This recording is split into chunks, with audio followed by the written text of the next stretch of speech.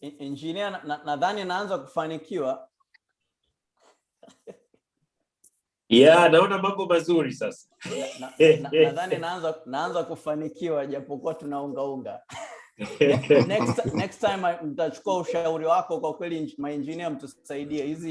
Hizi ni tasnia zenu, si wengine tunabambikiza tu hapa. Alright. So without further ado, jamani, mute your phones. Naomba everybody mute ambaye ongei, please. Everybody mute ambaye ongei. Just Mheshimiwa Neema na mimi. Sorry, just a quick question. Uta record meeting, Dr. Minja? Yes, I'm also going to record it. I'm going to record it via Zoom, lakini pia iko kwenye YouTube ya Dakota. Okay, great. So that, I'm actually gonna hit the record, and so, yani hapa you're really testing aka kamtandao kangu, usije ukakaribu. Mheshimiwa Neema, okay, so we're good. Everybody else should be mute, and then we can now proceed. The meeting is almost 100 people. Kwa hiyo naomba kina Kwame na dada Asha mnisaidie with managing the crowd. Tuendelee na mkutano. Jamani, ni furaha kubwa sana kumkaribisha Mheshimiwa Neema Lugangira, mbunge wa asasi za NGO, na kwa kweli tumefarijika sana. Nadhani wengi tumemwona jinsi alivyotusaidia kuongelea issue ya diaspora katika bunge, na hilo lilipokelewa vizuri sana.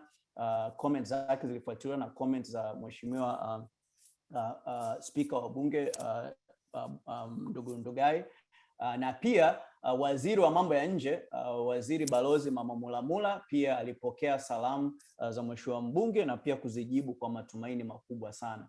Hivyo basi tukaona kwamba kwa kweli lazima tuwe karibu na huyo mbunge ambaye kwa mara ya kwanza tuna mtu ambaye anatusemea issue yetu kule bungeni, lakini pia kujaribu kumvuta awe pamoja na karibu zaidi na sisi diaspora, ili asikie moja kwa moja kutoka kwa sisi diaspora, viongozi wa diaspora, ili akienda kuongelea kule kisiwe kitu cha kinadharia, kwamba sisi ni watu halisi, ni Watanzania halisi, tuna matatizo halisi, na hawezi kuyaongelea kwa undani. Muda kwa kweli hauwezi kutosha, tungeweza kukaa hapa weekend nzima tukiongelea huu mjadala, kwa huu ni mwanzo tu wa mjadala. Kwa hiyo tukikukatisha kwa sababu kukosa muda, naomba tu tuwie radhi. Tutajaribu kutumia masaa 2, tukizidi sana masaa 3, lakini tutajaribu sana kukaa karibu na mwelekezo wa agenda. Na agenda tutaiweka hapo wazi ili kila mtu aone, wasije wakaanza kupitisha hii agenda na kuipindisha. Baada ya kumtambulisha mheshimiwa, tutaipost hapo agenda, na hiyo agenda ndio tutaongoza kwa huu mkutano kadri tunavyoenda mbele. Basi hivyo, bila kuchelewa, naomba nimkaribishe tu mheshimiwa mbunge Neema atupe tu salamu, alafu tuanze kuingia moja kwa moja kwenye agenda yetu na kuendesha mkutano. Karibu mheshimiwa Neema, wasalimia.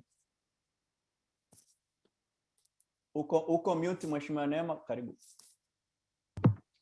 Sorry. Nawashukuru sana. I'm very excited to be here. Kwa majina mimi naitwa Neema Lugangira, ni mbunge wa viti maalum, nawakilisha kundi la asasi za kiraia kwa maana ya NGOs kwa upande wa Tanzania bara. Na perhaps before I go any further, I know probably many of you mnajaribu kujiuliza NGOs wapi na wapi na siasa, because as we all know, NGOs are non-partisan, which is correct, and that is how ilivyo hata kisheria kwamba NGOs ni non-partisan, lakini individuals kwenye NGOs wanaruhusiwa kuwa na mitazamo ya kisiasa kulingana na haki ya kikatiba ilivyo. Lakini kwa upande wa Chama cha Mapinduzi, kilitambua makundi maalum ya kitaifa ambayo Chama cha Mapinduzi kiliamua kwamba kitatenga kati ya nafasi zake za viti maalum kwenye makundi hayo maalum ya kitaifa.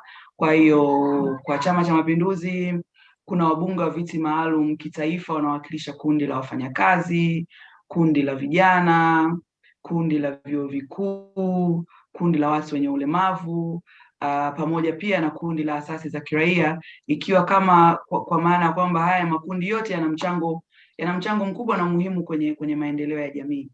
Na mchakato wetu ulivyo ndani ya chama kuna criteria ambazo lazima mgombea aweze kukidhi, ikiwemo kwamba unatambulika kwenye sekta yenyewe na unatoka kwenye sekta yenyewe. And then you go through process ya mchakato wa kugombea. Kila mtu anaanza kugombea kwenye mkoa wake. Mimi nimetokea mkoa wa Kagera, kwa hiyo nilianza kugombea kwa mkoa wa Kagera. Kisha wale washindi wa kila mkoa wanagombea kitaifa, ambapo tunapigiwa kura na jumuiya ya umoja wa wanawake, ambayo ni jumuiya ya Chama cha Mapinduzi. And anakuwa kuna nafasi moja ya mbunge viti maalum anayewakilisha kundi la NGOs kwa Tanzania bara na kundi la NGOs kwa Zanzibar. Kwa hiyo katika ile mikoa 26 ya Tanzania bara, namshukuru Mwenyezi Mungu, nashukuru wajumbe, niliweza kuibuka mshindi, lakini pia nashukuru vikao vya chama kuanzia kamati kuu, halmashauri kuu ya Chama cha Mapinduzi kuweza kunipitisha na hatimaye nikawa mbunge. So I just felt I should give that little bit of background.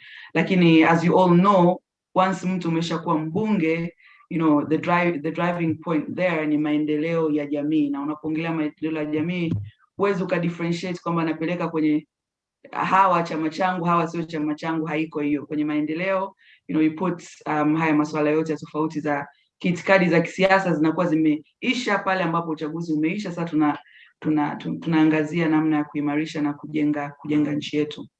So having said that, nilivyoingia kwenye ubunge, I have a background kwenye masuala ya policy, and I've done a couple of things kwenye eneo hilo which I'm not going to bore you on. Kwa hiyo nilikuwa na personal agendas, priority agenda zangu mwenyewe binafsi kwamba nitajaribu kuzichampion katika my first term in office,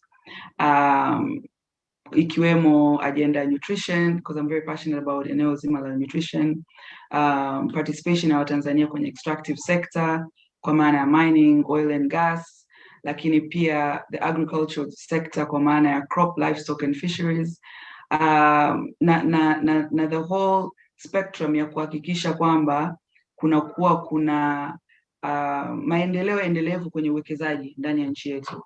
So when I was looking at issue ya maendeleo kupitia uwekezaji, that is where the issue of diaspora came up to me, na nikaamua kwamba itakuwa one of my priority agendas katika kuangalia entry points ya economic contribution ambayo inaweza ikapatikana through inclusion ya diaspora. And as you know, I think sasa hivi ni mbunge probably 7 8 months. Kwa one of the things ambazo nilijipa target kwamba tutakapokuja kujadili tutakapokuja kwenye bunge la budget kujadili budget za wizara mbalimbali, basi nitachangia kwenye wizara hii ya mambo ya nje katika eneo la diaspora. Lakini my focus, hata ambao umeona mchango wangu huo clip zake, my focus was looking at the economic potential, kwa maana ya inclusion ya diaspora inaweza ikachangia kwa nchi yetu kupata foreign direct investment ambayo tunaihitaji. So I obviously, as a policy person, I did a lot of research kuona kwamba hii dhana nzima ya diaspora, you know, historia yake ikoje, ilikuwaje. And you know, it's been a long journey. I think 10 you know, almost a decade, 10 years plus, kwa maana kwamba toka agenda hii imeanza kuongelewa, na a lot of progress has been made mpaka kufikia kipindi cha mchakato wa katiba mpya inayopendekezwa. Diaspora walishirikishwa, walitoa maoni, ile katiba inayopendekezwa ili watambua, etc. Kwa progress zote hizo zimefanyika. A lot of stakeholders played a role in that, kwenye hiyo journey. Lakini what I came to find out ni kwamba tokea hapo imekuwa kama badala kwenda mbele na agenda, ni kama vile agenda imekuwa either it's stuck ama inaelekea kurudi nyuma. So instead of being progressive, inaanza kuwa, inarudi nyuma. So that was an area of interest kwangu, kwamba what could be the possible reasons of, that backward shift, considering the amount of effort ambayo imepatikana in the last 10 years or so. And I also did a lot of analysis kwenye inputs za diaspora kwenye hiyo michakato ya nyuma ambayo imepita. Na what I came to find out ni kwamba kuna two main issues hapa. Kuna issue ya dual citizenship, ambayo dual citizenship has got its own complications. Na nikajiambia kama mimi nafikiria entry point kwa maana ya investment, potential investment kutoka kwa diaspora, what can be an alternative to dual citizenship kwa maana ya uraia pacha. That is where katika kujaribu kutafuta nchi zingine zimefanya nini, I came across India, ambao wao India wana kitu kinaitwa PIO, yani people of India origin. Kwa hiyo wanatoa passports ya PIO, people of India origin, kwa I can say wananchi wa India wanaoishi nje ya India. Na kitu ile PIO inachofanya, inafanya kwamba yule mwenye passport ya PIO anaweza kuingia ndani ya nchi kadiri anavyojisikia, in and out. Lakini pia yule mwenye hiyo passport ya PIO anaweza kuwekeza, anaweza ku-own land. Yani basically anaweza kufanya kila kitu ambacho Mtanzania, yani raia wa Kitanzania ambaye yuko Tanzania anaweza kufanya na anaweza kupata. The only three things ambazo hawezi kufanya, yani hana access navyo, ni cha kwanza hana access ya kufanya kazi kwenye sekta ya ulinzi na usalama. Kwa hiyo anaweza kufanya kazi kwenye sekta zingine zozote kasoro sekta ya ulinzi na usalama. Cha pili, hawezi kupiga kura. Cha tatu, hawezi kushiriki kwenye masuala ya kisiasa. So those are the three things ambazo India wameziondoa kwenye ile special status yao ambayo inaitwa PIO. Kwa hiyo nilivyoangalia vile nikaona okay, maybe this is something that I could probably pitch. Na I made reference to opinion polls mbalimbali na surveys ambazo zilifanywa na diaspora in the last, kwenye hiyo 10-year journey. Na and pale I came to note kwamba watu wengi actually wanachohitaji ni hivi vitu vingine vyote zaidi ya hivi vitatu ambavyo viko excluded. So based on that, that is why mimi nilivyochangia ndani ya bunge nilisema kabisa kwamba swala hili la uraia pacha, it seems kwamba it's complicated. Kwa hiyo nikaiomba serikali kwamba let us not dwell on uraia pacha kwa sababu isiendelee kutupotezea muda. Let us focus on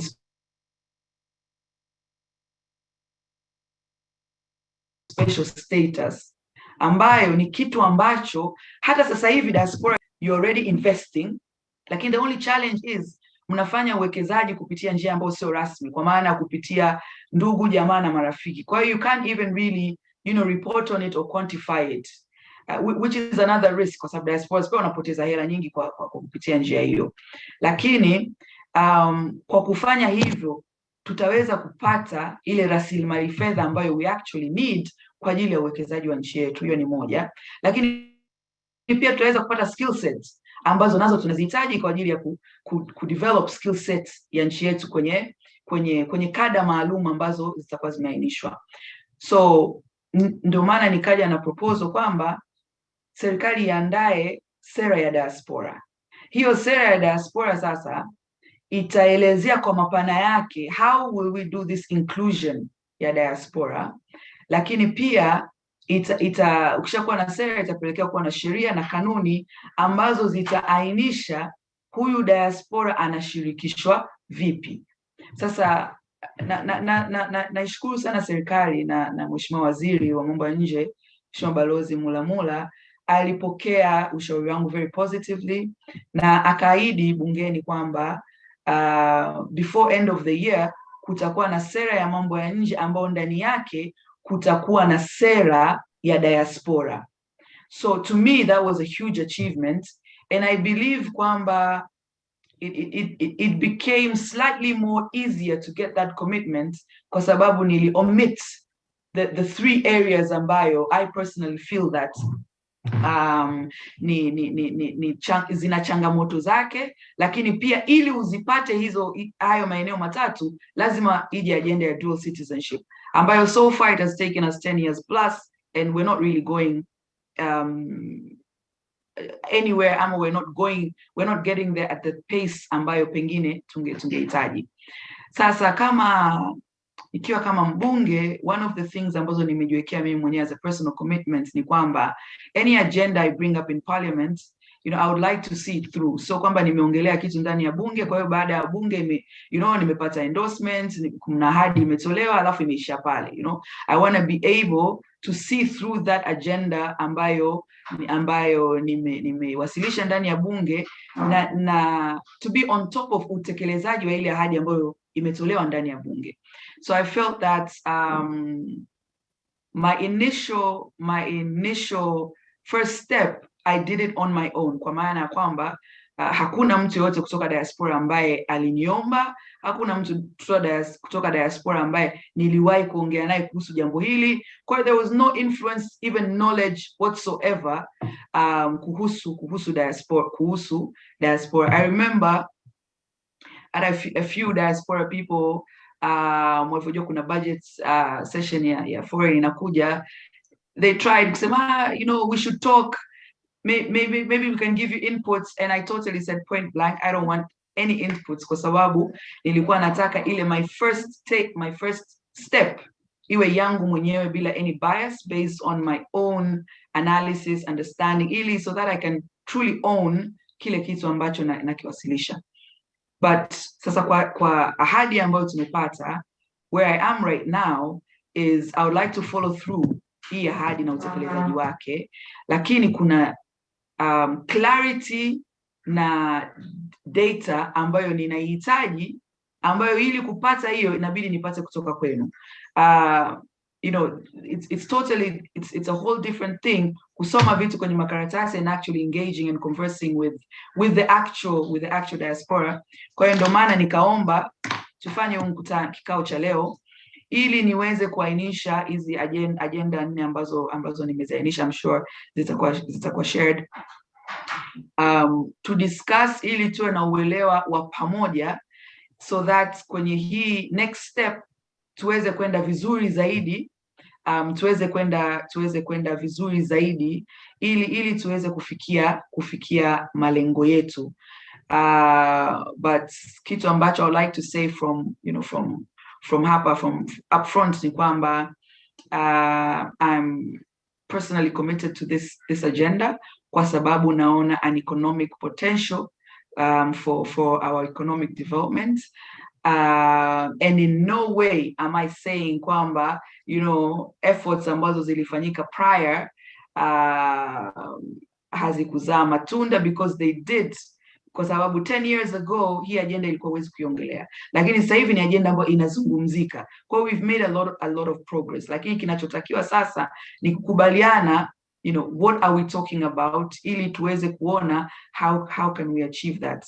Kwa hiyo in the last few days there's been a lot of different opinions kuhusu kwamba, and some feeling that perhaps I'm kind of hijacking an agenda, or the power struggle and recognition struggle. Lakini what I would like to reaffirm ni kwamba this is just my personal very small contribution, na haimaanishi kwamba efforts nyingine zote zisiendelee. The more the merrier, all efforts. And mimi nafahamu kwenye policy space, the more stakeholders make noise and push an agenda, the more likely it is inakuwa ina uwepesi wa kufanikiwa. Kwa hiyo kitu ambacho ningewaomba nyinyi diaspora, na pengine pia mnaweza mkaambia na wengine kwamba hii agenda inabidi tushirikiane pamoja. I'm not trying to steal anybody's limelight. I'm just trying to do what I feel I can do kama mbunge katika nafasi ambayo niligombea, and hopefully katika agenda ambazo nimejiwekea kama priority, at the end of 5 years I will be able to say, what, these are my priority agendas. At least I was able to do 1, 2, 3. Kwa hiyo on that note, nisingependa kuingizwa kwenye any power struggles, recognition struggles, groups and whatnot, vitu ambavyo sikuwepo, just trying to do something in a different way. And mimi, my approach and focus is the economic potential ya diaspora inclusion. I don't want to, get mixed up in anything else. I don't want to be involved in anything else. I need your support to build my case ili tuweze kufanikisha hiyo special status. I just thought I should put it out there because I've received a number of messages from diaspora about, this is our agenda, this is that. I don't want to get in none of that, I'm just Neema, just trying to do me. And to do me, I need your support. That's why I called for this meeting. So hopefully, kupitia kikao hichi tutaweza kuwa very, very, very aligned. Na I reaffirm my commitment to the agenda. Having said that, I think I can hand over back to you, Frank. Thank you. Asante sana Mheshimiwa Neema. That was an excellent overview. Kwa kweli umeiweka mada ya leo na agenda ya kikao cha leo very makini sana. Tumeishare pia agenda. Naomba sana wajumbe tujikite kwenye agenda iliyopo. Hatuwezi kuzungumzia kila kitu kwa marefu na mapana yake, lakini tujaribu kadri tunavyoweza kuipeleka hii agenda mbele. Naomba pia tu ni share kidogo hapa kwamba Daikota pia imefanya michakato mingi tu kuingia kwenye issue hii, na nataka tu nitoe tu upande wa Daikota very, very briefly. Nilipoingia kwenye uongozi wa Daikota miaka 2 iliyopita, changamoto kubwa sana ya kujaribu kuwaleta diaspora pamoja hapa Marekani ni kwamba hii kitu ya uraia pacha versus hadhi maalum imetugawanya sana. Yaani imetugawanya sana, na wengi wanapoiongelea wanaiongelea kwa hisia kali sana.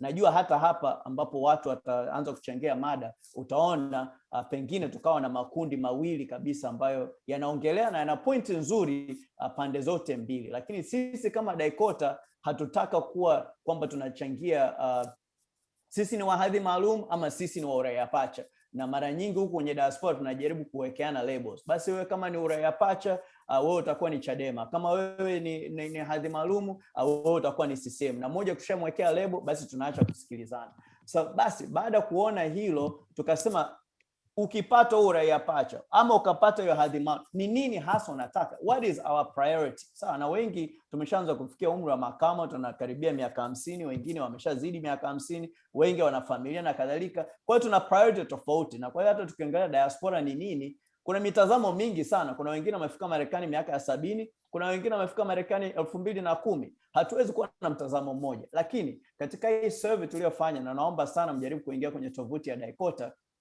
tumeainisha kwamba tulijaribu kuweka vitu 10 ambavyo tunadhani labda diaspora wanaweza wakavitaka hivi vitu baada ya kupata huo uraia pacha ama hadhi maalum. Kwa hiyo kuna priority 10, tukaomba watu waziranki. Namba 5 zilizotoka. Namba 1 ni kurithisha mali na kurithi mali. Hiyo haina mjadala. Hata mheshimiwa mbunge nashukuru sana kwamba ameligusia hilo kwamba iweje wewe ushindwe kurithi mali ya mzazi wako endapo atafariki leo. Iweje wewe kama unawekeza Tanzania ushindwe kumrithisha mwanao ama binti yako mali pamoja na ardhi. Kwa hiyo namba 1 na 2 ni kurithisha na kurithi mali. Namba 3 ilikuwa ni kuadopt watoto. Kwamba Watanzania ambao wamechukua passport za nchi nyingine wana shida kubwa sana ya kuweza kuadopt watoto kutoka Tanzania, pengine hata kuadopt watoto wa ndugu zao ili waweze kuwapatia watoto fursa mbadala katika nchi wanazoishi. Namba 4 ilikuwa kwenda Tanzania bila kuomba visa, na namba 5 ni kuwekeza kwenye biashara. Hivyo basi sisi kama taasisi ya Daikota tumejikita zaidi katika kuangalia ni sera zipi, sheria zipi zitafanikisha hivi vitu. Na mimi kwa binafsi nadhani hata tukipata kitambulisho cha NIDA kinaweza kikatatua hizi hoja 5 za msingi kwa haraka sana. Lakini sitaki kumuingilia Mheshimiwa Neema katika solution, lakini kubwa zaidi tunachojaribu kuomba diaspora, hasa viongozi wa diaspora, ni kujaribu kuvuka mbele ya huo danadana ya uraia pacha ama hadhi maalum, bila kujua huo uraia pacha una vipengele gani, hiyo hadhi maalum ina vipengele gani. Kwa hiyo ule mchezo wa all or nothing kwa kweli inatukwamisha sana, na kwa kweli ndio kwa kiasi kikubwa inakwamisha juhudi zetu za kuleta diaspora pamoja. Na mheshimiwa pamoja na kutoa speech yake labda wiki mbili zilizopita ameshaanza kupata haya malumbano. Watu wanaingia inbox wanajaribu kumhijack, waseme bwana njoo kwenye timu ya uraia pacha, njoo kwenye timu ya hadhi maalum, lakini yeye zaidi amejikita kwenye sisi diaspora tunaweza kuchangia vipi mchakato mzima wa kiuchumi. Na cha mwisho nataka kujiazia tu hapa kwa kushare ni data iliyopo ya remittances, ambayo is probably the most solid data tulionayo wakati tukijaribu. Maybe we can get to that tukifika kwenye hiyo agenda. Tuache. Okay, poa. Haina shida. Yeah. So basically nadhani tumefungua uwanja kwa kujenga hoja na kujaribu kuweka wazi ni leo tunajaribu kwenda sehemu gani. Tumeanza vizuri hapa na definition ya diaspora wa Tanzania ni nani, sifa zake ziwe zipi, na tumegusia kwamba kuna diaspora wa aina nyingi. Kuna diaspora ambao Watanzania wanaishi nchi za nje lakini bado wana passport ya Tanzania, wana vigezo vyote vya kuwa Mtanzania, lakini huenda wana watoto ambao sio wa Tanzania. Alafu kuna Watanzania ambao tayari wamechukua passport za nchi nyingine, kwa hiyo hawakidhi vigezo vya kuwa raia wa Tanzania. Wengine wameoa watu ambao sio wa Tanzania. Kwa hiyo bado kuna vitu vingi vipo hapo ndani ya diaspora Tanzania ni nani na masharti na vigezo vyo vipi. Na pia tumegusia Samahani Dr. Frank Kiminja, naomba uweze confirm point moja ambayo umetaja, kwa sababu umemtaja mheshimiwa mbunge na ofisi yake. Kwa hiyo tunaomba clarification. Mbunge ndo amekwambia kwamba kuna baadhi ya wanadiaspora wameingia kujaribu kuhijack hiyo hoja, au ni tamko lako peke yako? Kwa sababu tuko kwenye kikao na tunafanya record. Naomba ni highlight. Nimesema kwamba na hapa I would like to be open and have a candid conversation.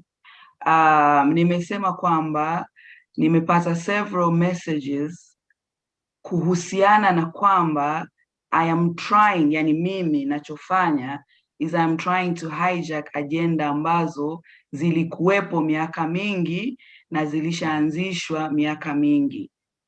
Na kitu nikaamua kuclarify kwa kila mtu aliye kwenye mkutano huu kwamba lengo langu na dhamira wala sio hiyo, bali ni mimi kama individual pia nitoe mchango wangu kwenye eneo hili kwa kutumia approach ya economic potential kwa kupitia diaspora inclusion. Kwa hiyo sijaisema kwa nia mbaya, bali nimeisema kwa maana ya kwamba ni kitu ambacho tayari nimeshapata messages kadhaa kuhusiana na hilo. Kwa hiyo madam ninaongea na nyinyi na kupitia nyinyi mtaweza kunisaidia kuclarify kwamba intention yangu ina dhamira nzuri ambayo wote kwa pamoja tunaweza tukashirikiana, na ndio maana ni mimi ambaye niliomba niwe na kikao hichi na nyinyi, na nashukuru sana wote mmeweza kushiriki kwa lengo la kuniwezesha kupata uelewa zaidi wa kuweza kuendelea kujenga hoja kwenye eneo hili la economic potential through diaspora inclusion. I think having said that nitakuwa nimeclarify. Maybe we can start with the first agenda. Mheshimiwa mbunge, samani Dr. Samani. Nilichokuwa nauliza ni kwa sababu Dr. amesema kwamba kama nimeelewa vizuri, kwa sababu tunafanya kikao ni halali na kinarekodiwa ili tuwe na record straight kwamba, lakini mimi nimesha clarify. Wewe tunakushukuru kwamba umedeclare interest mapema na umerudia, ila Dr. Frank umemwaccuse mbunge kwamba baadhi ya diaspora wamemfuata inbox ili wajenge hoja kambi ya either uraia pacha au hadhi maalum. Can you clear that please? Yes. Kaka George, naomba ni clarify kwamba mbunge tunaye kwenye magrupu ya Daikota, na hata kwenye magrupu ya Daikota kuna watu ambao bado wanakaa kwenye hizi kambi, na katika muktadha huo kuna wengi ambao wanamlobby mbunge kwamba bado turudie tuende kwenye yani kuweka kwenye makambi. Kwa hiyo ni mjadala ambao uko wazi na ni mjadala ambao yani ni mkali sana. Yani wamechuana for almost 10 days straight. Na sio kitu cha kushangaza. Sidhani kwamba watu hapa tunashangazwa. Hata ukienda kwenye mitandao ya kijamii, huo mjadala wa kambi sidhani kama ni kitu ambacho George ni kwamba mimi ndio nimesema kwamba tuna makambi. So it's an open secret kwamba kwenye diaspora tuna makambi, na tunachojaribu hapa ni kuvuka mbele ya hizo kambi. So that was the intention of my thank you very much. I think having said that, George, nadhani hiyo tayari imetuleta kwenye agenda ya pili.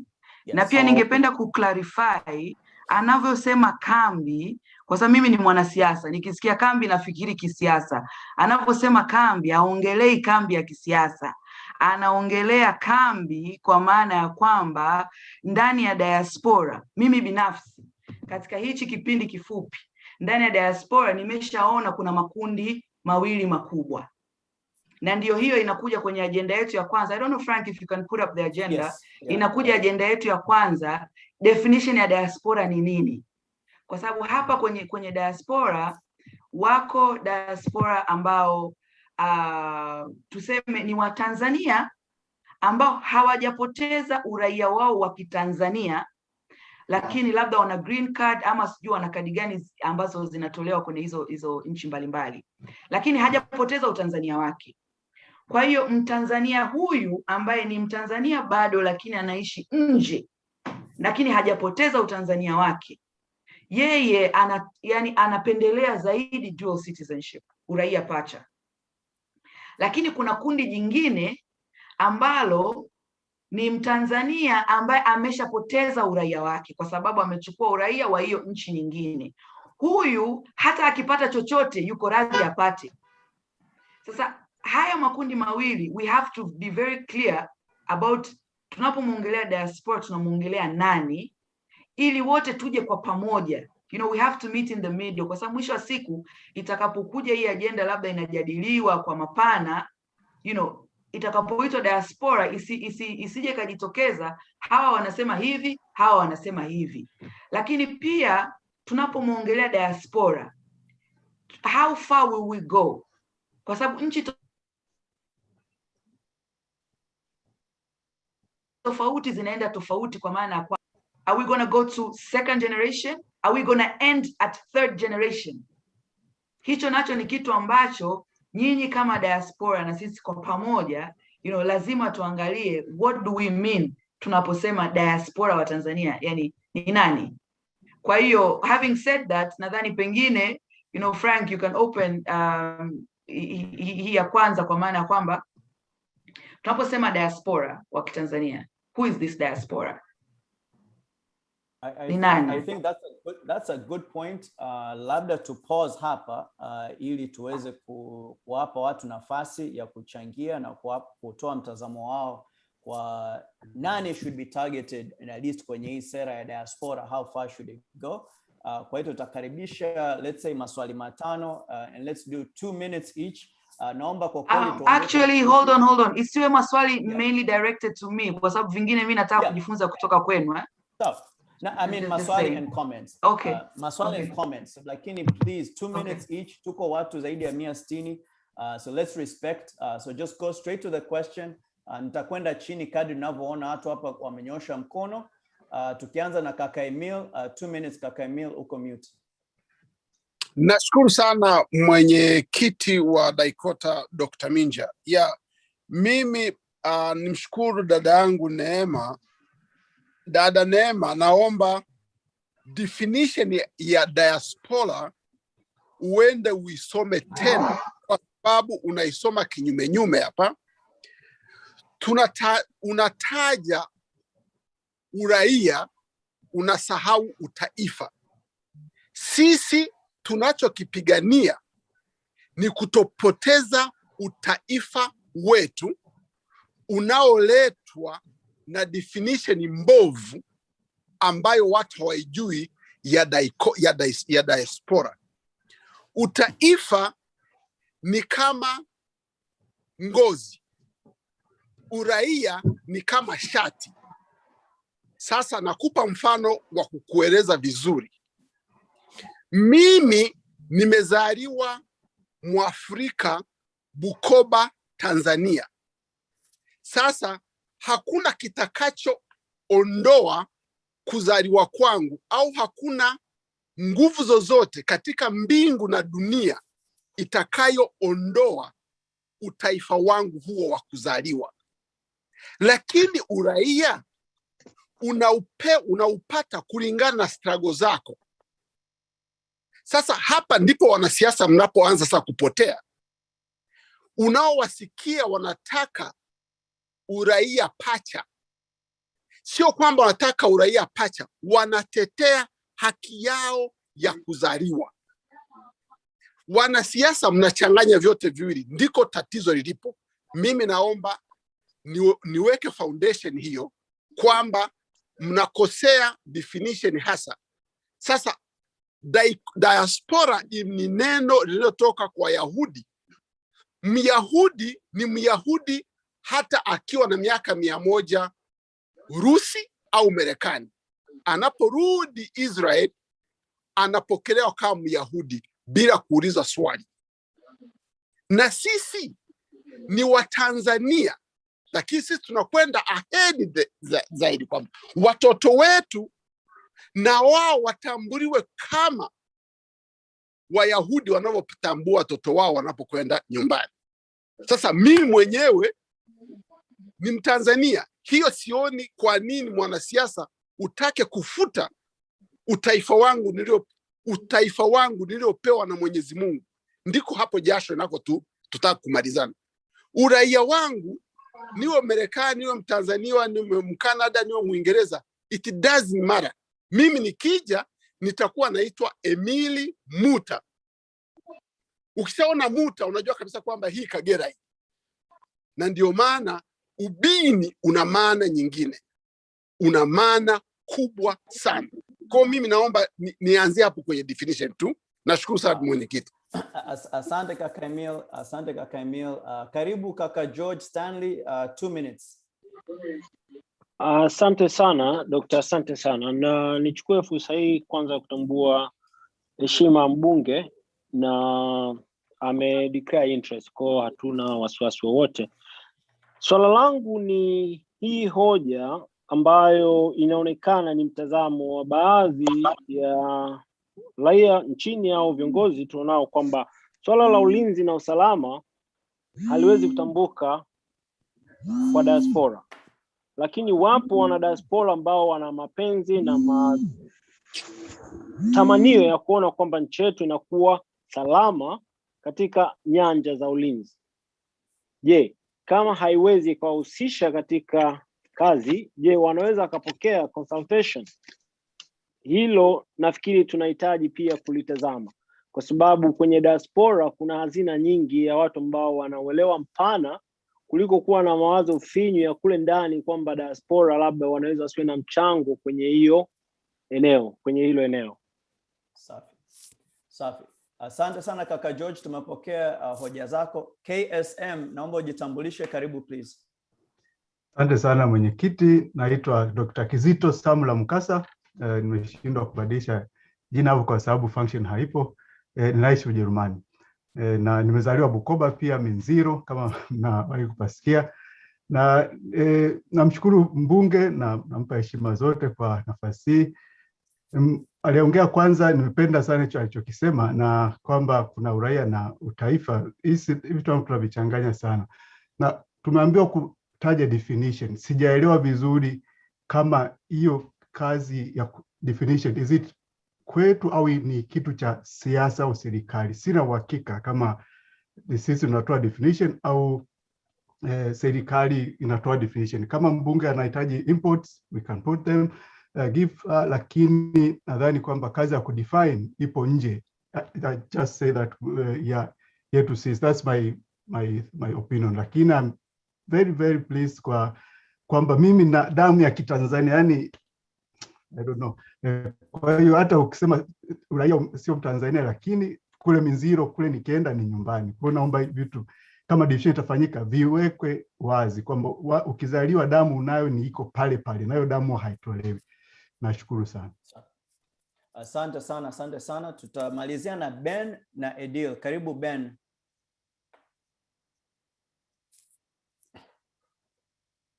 Ben uko mute. Ben uko mute.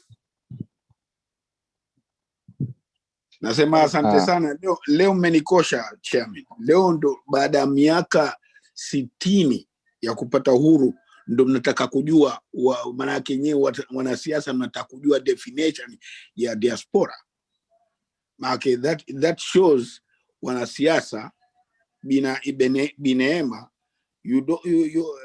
utanisamehe, that means you are not very serious with people. You want to know the definition of diaspora. Mimi kwa ni Mtanzania, jina langu la Kitanzania, ngozi ya Kitanzania, kama Mr. Emil alivyosema, hata nikifa nishaweka pesa zangu nje kuzikwa Tanzania. Leo nakumbuka tulikuwa na ndugu yetu mmoja alikufa Germany, maiti ikafika mpaka airport, akauliza passport yake iko wapi, ikaonyeshwa Kijerumani, akaambia hawezi kuzikwa hapa, maana yake yes Mtanzania. Hicho ndo kitu ambacho sisi wa Tanzania tunakipiania.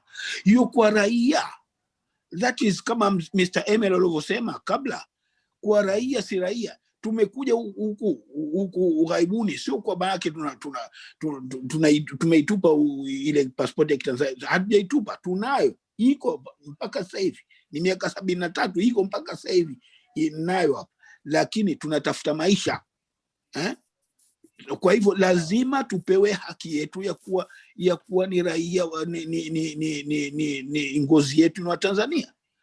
Leo mnatunyima haki yetu mpaka kuzikwa basi. Maana hata sifahamu kwa leo nikifa nishaweka pesa zangu 20 up to 30,000 pounds nikazikwa Tanzania, na pengine hata utozikwa Tanzania maana passport yako ni ya Kifinland. Kwa hivyo nafikiri hoja ya Mr. Emil iwe very clear ya kuwa yoyote ambaye kazaliwa Tanzania aheshimiwe kwa yeye ni Mtanzania na apewe haki yake ni Mtanzania, na ikiwa ana haki apewe vovote itakavyo. There is no discussion whatsoever.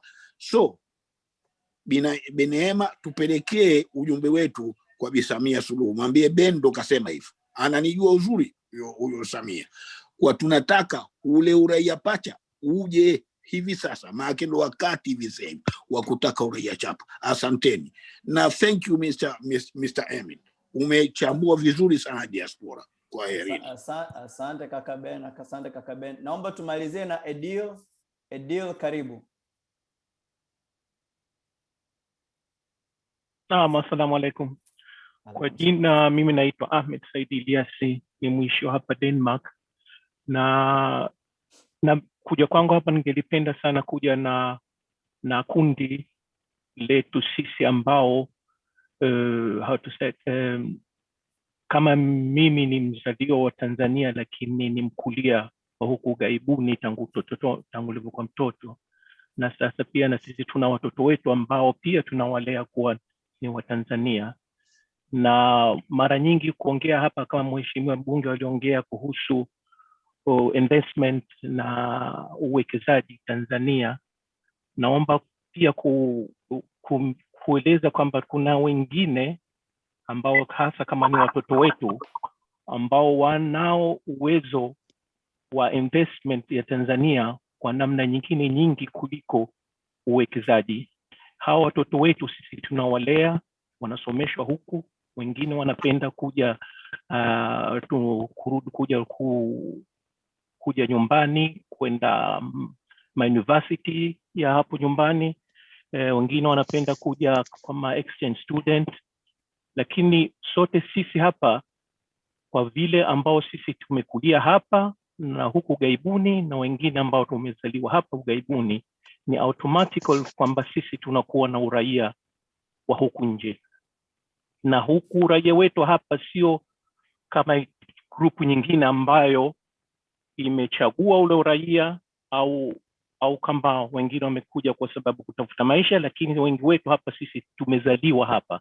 Lakini Tanzania ni kama wengine walivyosema ni roots identity yetu sisi.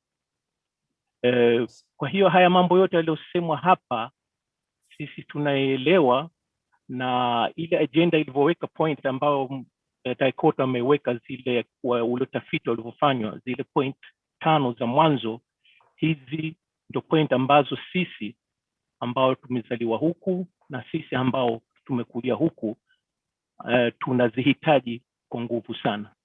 Mengine yanayofuata hapo ya uraia pacha au hadhi maalumu hii inakuwa special kama Mr. Haidar mjombangu hapa alivyosema.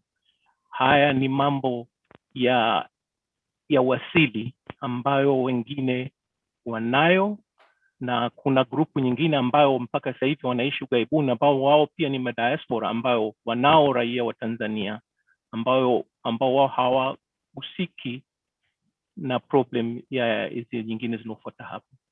Kwa hiyo ndio kitu ambacho nilikuwa nimependa nikigusia kwamba wakati tunaongea mambo ya diaspora muwe tunatukumbuka sisi wengine ambao tumezaliwa huku, na kama alivyosema hapa how many generation tutatambuliwa sisi kwa sababu mimi watoto wangu na walea kama Watanzania, na wakija wakifanya investment zao huko pia nao wangelipendelea kurithisha watoto wao, yani sasa hao watakuwa wajukuu wangu. Asanteni sana. Asante sana Ideal, asante sana. Naomba tusimame hapa kwa michango mitano mbunge aweze kutujibu. Kuna hizo hoja za uraia versus utaifa. Kuna uwezekano wa diaspora kufanya consultation kwenye vyombo vya ulinzi na usalama. I've taken notes, Frank. Sawa. Karibu mheshimiwa mbunge ujibu, karibu. Moja kabla mbunge hajaongea. Naomba tuende kwa utaratibu and then tutarudi kwako. Karibu mheshimiwa.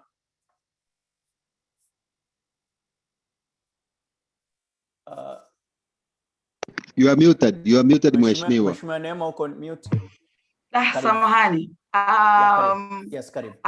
First of all, I'm very, very pleased that we're having this dialogue.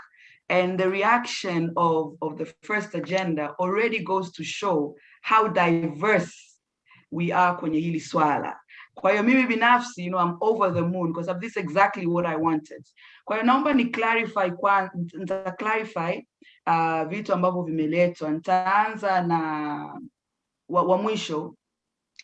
Amesema kwamba point 5 zilizowekwa kwenye daikota, those are the things ambazo tunataka.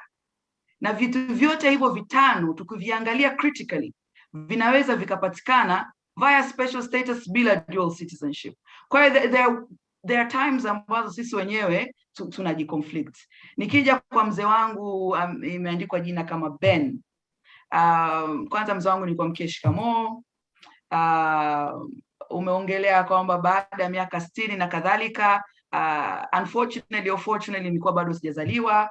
Kuhusu nyinyi wanasiasa, fortunately or unfortunately mimi ni mwanasiasa mchanga, na mimi ni mbunge wa kipindi changu cha kwanza. Kwa hiyo ni mbunge kwa miezi 7-8 hivi. Kwa hiyo mambo yote hayo ya nyuma ya history, kwa kweli ukinibebesha mimi in a way itakuwa unanionea, lakini yote yanaenda na nafasi ambayo niko nayo, kwa hiyo ninayapokea. Ninachoweza kuclarify ni kwamba uelewa unaweza ukawa umesomwa, umeandikwa, uelewa unaweza ukawa wote tunadiscuss, lakini hapa mimi nilichokuwa naomba, and unfortunately badala ya kujadili kile ambacho nilikuwa nimejaribu kukipaint, tumeenda kwenye understandably emotions na frustrations ambazo tuko nazo. Lakini mimi kimsingi kwenye kuuliza kuhusu definition ya diaspora ni kwamba within diaspora there are 2 groups. Kuna Watanzania ambao hawajapoteza utanzania wao lakini wanaishi nje, na kuna kundi lingine la Watanzania ambao wameshapoteza uraia wao. Tunapoongelea a special status versus dual citizenship, haya makundi mawili are not speaking the same language. Kwa what I was trying to bring kwenu, and this is a challenge na waachia, how can you ensure kwamba these 2 groups zina speak the same language? Alafu kingine, imeongelewa kuhusu kwamba ile utaifa, kwa maana ya kwamba mtu alizaliwa kwenye nchi. Kwa mfano mtu amezaliwa Tanzania, kwa hiyo automatically ana haki sawa na wale ambao wako kwenye ile nchi. Nitatolea mfano Uingereza. na nyinyi diaspora mnaweza mkasaisha. Mtoto akizaliwa Uingereza ni tofauti sana na nchi zingine. Hapati automatic uraia kama wazazi wake wote wawili sio wa nchi ile. Na ili apate ule uraia inabidi asitoke kwenye ile nchi kwa muda fulani. Kwa hiyo tunapoelekeza haya matamanio kwa upande wa Tanzania, hebu tuone pia na hizi nchi zingine zinafanyaje. Na kwa kumalizia, I just want to reaffirm kwamba mimi niko hapa kwa niaba yangu mimi kama mbunge. Siko hapa kwa niaba ya serikali, siko hapa kwa niaba ya mihimili mingine, wala siko hapa kwa niaba ya bunge kwa maana ya kwamba sijatumwa na bunge. Lakini niko hapa kama mbunge ambaye nilianzisha ajenda hii. Kwa hiyo pia tutakapokuwa tunapeana ushauri na maelekezo, basi tunaweza tukaavoid kidogo maelekezo kwenye makundi ambayo yako nje ya mimi ambaye niko hapa mbele yenu. Kwa hiyo having clarified that, maybe tunaweza tukaenda kwenye agenda ya pili. Asante sana Mheshimiwa Neema. Mbona sauti inaanza kuaruza? Samahani, nasema sauti yangu inaweza ikawa inakwaruza kwa system yangu. It might not be a very beautiful voice, lakini naomba mnivumilie tu hivyo. Dada Neema, naomba tu nichangie tu hoja nisikie reaction yako. Kwenye rasimu ya katiba iliyopendekezwa walisema mtu yeyote mwenye asili au nasaba ya Tanzania. Naomba kumuuliza wewe na kaka Emil, hiyo asili au nasaba ya Tanzania ina cover hiyo uhitaji wa utaifa ama haikava huo uhitaji wa utaifa? Mtazamo wako Mheshimiwa Mbunge, alafu turudi kwa Emil ili tu kuangalia, kwa sababu tayari kwenye rasimu ya katiba walijaribu kuiaddress, na jinsi walivyoiaddress ni mtu yoyote mwenye asili au nasaba ya Tanzania. So however that's going to be defined, nadhani ina upana mrefu wa kuchukua vitu vyote ambavyo tunaviongelea kama utaifa. Sasa I want your initial reaction after tuende kwa Emil, na labda tuangalie kama je inajibu hiyo hoja ya utaifa ama haijibu hiyo hoja ya utaifa. Let me try quickly. Kwanza nashukuru dada Joyce ananiambia sauti yangu iko very perfect. Thank you for that. Imepoza kidogo joto ambalo nalipata hivi sasa. Kuna mtu ameuliza nasaba ni nini? I think nasaba is DNA, right? Can someone clarify? Yeah, exactly. Yeah. Ni DNA. Okay. Yeah. Kwa hiyo nasaba is DNA. Ancestry. Yep. Yes. Okay. Kwenye hiyo kitu ambacho mimi narudi pale. Quotation ulioitoa Dr. Frank ni ya katiba ambayo imependekezwa. Mimi what I'm trying to drive at and push for ni nini tunachoweza tukapata sasa hivi kwa kutumia approach ya economic contribution via inclusion ya diaspora. Kwa hiyo swali hilo naomba mzee wangu nadhani Emil anaweza akagusia kidogo. Alafu tukaendelea kwenye agenda ya pili. Shukrani. Emil tunakupa 2 minutes for rebuttal. Asante sana Dr. Minja. Neema, Mheshimiwa Bi Neema Lugangira, naomba ni kuadresi hivyo nikiwa na maana ya kuja kwenye swali lenyewe. Ninaposema Lugangira, kwa mtu wa kawaida anajua kwamba wewe una unasaba wa Kagera, na Kagera inawezekana kutoka Kiziba au Ihangiro. Sasa nakuja kwenye swali lako, ni kwamba katiba pendekezi ilitaja Watanzania na Watanzania wenye unasaba. Watoto wangu ni wa Marekani lakini wana unasaba wa Kagera, Karagwe, Tanzania. Sasa turudi kwenye hoja. Nilikuwa natoa remarks zangu mwanzo, sikuwa na group. Mimi nilikuwa nimekwenda kwenye definition ya maana ya diaspora, kwamba wanasiasa mnachukua diaspora neno kimakosa. Diaspora limebeba maneno mawili. Kuna uraia ambao ni citizenship na kuna utaifa ambayo ni national.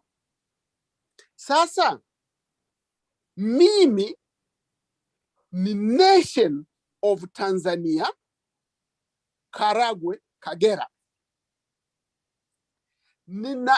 Hiyo ni ya kwanza. Baada ya pale nikapata citizenship ya Tanzania. Citizenship inatambuliwa na passport. Sasa Mtanzania ambaye yuko Chamchuzi, ambaye hana passport, ana kitu gani? Ana Utanzania, ana utaifa wake. Anapotoka nje anakuwa na passport inayotaja citizenship. Narudi tena, sijaribu kuconfuse. Kwenye watu wote waliopata uraia wa nje, wa Marekani, Canada, Uingereza, wanaandika citizenship UK, place of birth Tanzania. Na ukiwa kwenye mijadala wanakuambia yes, what nation are you? Hawakuulizi what citizenship do you hold. Sasa ndipo siasa ya Tanzania, wanasiasa mnaposhindwa na sheria inaposhindwa kudadavua hayo maneno mawili. Naomba nisichukuliwe kwamba nina upande wowote wa magrupu. Hapana, nataka uelewe kwamba sisi tunachokiomba, tunaomba utaifa wetu usichezewe kwa namna yoyote, wala usiguswe. Lakini uraia cheza nao, lakini utaifa usiguswe hata kidogo. Asante. Asante kaka Emil, umepeleka vizuri. Frank, naomba ni conclude hapa alafu tuende agenda ya pili, alafu nitakuomba uwe mindful of 2 minutes. Mtu akipewa 2 minutes, tufanye 2 minutes, tufanye 2 minutes kweli. Kwa sababu despite na kwamba mnaweza mkafikiri wanasiasa hatuna mambo ya kufanya, I assure you tuna mambo mengi sana ya kufanya. Sasa cha kwanza ambacho ningewaomba, you know, we are having here a constructive dialogue kwa lengo la kujenga.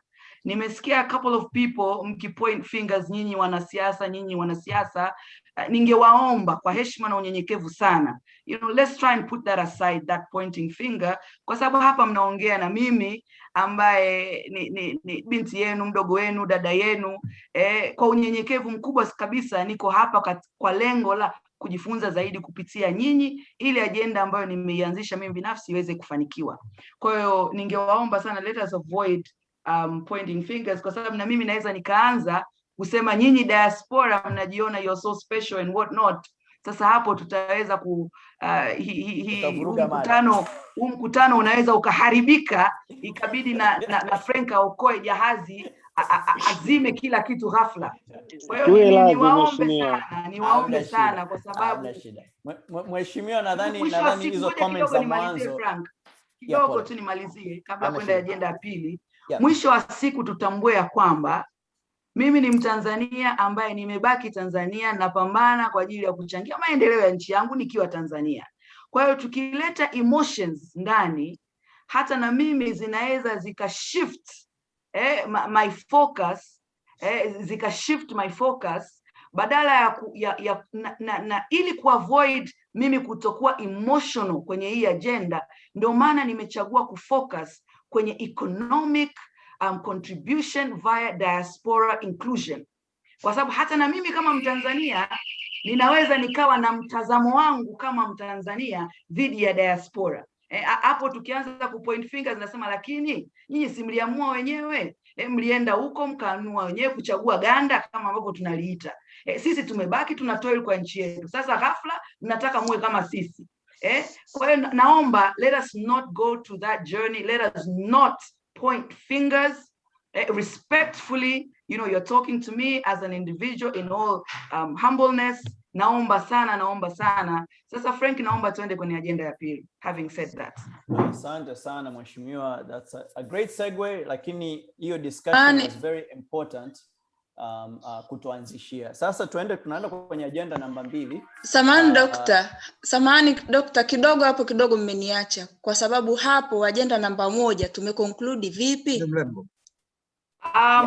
Just kwa ajili ya nyinyi kusama agenda namba 1 nimesema kwamba itakuwa homework yenu kwa sababu clearly hatuko kwenye same, you know, nyinyi wenyewe you have to figure this out, muje na mtizamo wa pamoja. Hiyo ni homework yenu. Basi Mheshimiwa Mbunge, hapo mimi ningependekeza sikujitambulisha. Samahani kidogo, nimenyosha mkono muda mrefu Dokta. Hapana dada, sasa unajua, naomba twende na agenda tafadhali. Naomba mchukue iwe ni homework yenu. Hichi ni kikao cha kwanza. Mkiona kwamba inatija, tutaweza kuwa na kikao specific kwa ajili ya diaspora. Naomba niende kwenye let's go to namba 2 na huyu dada Eliakira anaweza akawa in the next group of watu watakaochangia. So Mheshimiwa, naomba utufungulie agenda namba 2. And then I will also like to changia zile data za remittances ukinipa nafasi, na one of the example is skills transfer. Lakini karibu uintroduce agenda, karibu. Thank you. Kuna mtu kwenye comments amesema kwamba women should be given a chance, please. I don't think that's entirely fair to say kana kwamba hatujawapa wanawake nafasi ya kuchangia, bali nadhani Frank alichofanya, aliangalia wale ambao walinyosha mikono mwanzo. Kwa hiyo alianza na wale 5 wa mwanzo. Na hapa alichosema, na hapa alichosema, hapa tayari on my screen I can see kuna mikono 4 na wakwako dada Emily, I think if I'm not mistaken, ambaye alikuwa ameraise hand. Sasa mimi sijui Frank, labda utakuwa unaona nani ametangulia kunyosha mikono. Lakini perhaps ni wa challenge dada zangu, mama zangu na wadogo zangu, let us be tuwapiku, lakini mwishoni tutatoa nafasi ya kabla ya kumaliza ya upendeleo, ili ya kuhakikisha kwamba tusikie pia na sauti za wenzangu wa wanawake. Lakini I think please tusilete hiyo hapa kwamba tumewanyima nafasi wakati mimi hapa nayeongea ni mwanamke. Kuna mtu hapa tena anasema good, mrudisheni yule dada aliyekuwa anataka kuongea. Lakini to be honest, let me make it very clear, kama unataka kuongea nyosha mkono, kuna utaratibu, tutajaribu kuweka fursa kwa wale wote ambao wanataka kuchangia kulingana na muda, lakini we're not doing any favoritism. Kwa hiyo please, naomba tusiende huko. Agenda yetu ya pili ni njia zipi ambazo diaspora wa Tanzania wanaweza kuchangia maendeleo ya Tanzania. Na hapa mimi ambacho najaribu, this is the crust of my push, my advocacy, ni kwamba what can diaspora do kuchangia maendeleo ya nchi yetu. So I see this in 2 folds. Fold ya kwanza ni kwamba tayari WaTanzania wanafanya uwekezaji, lakini kupitia njia ambazo sio rasmi. Kwa hiyo pengine tunashindwa kutrack ile contribution ya diaspora. Lakini pia nafahamu kutumia hizo njia ambazo sio rasmi, wako Watanzania wengi sana ambao wamepoteza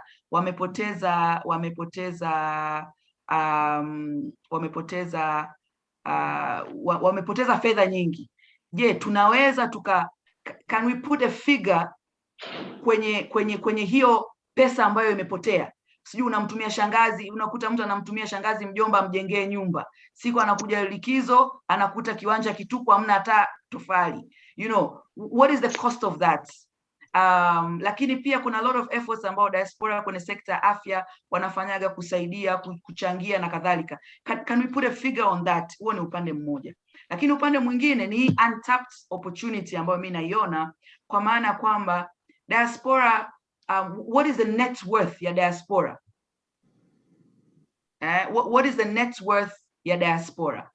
Alafu pia hiyo net worth, je, tukipata special status kwa sasa hivi, inflow or potential foreign direct investment ambayo tunaweza tukapata from diaspora inaweza ikawaje? Lakini pia ulinganishi, how is Tanzania doing compared to our brothers and sisters kwenye East Africa community block? Then on the same potential,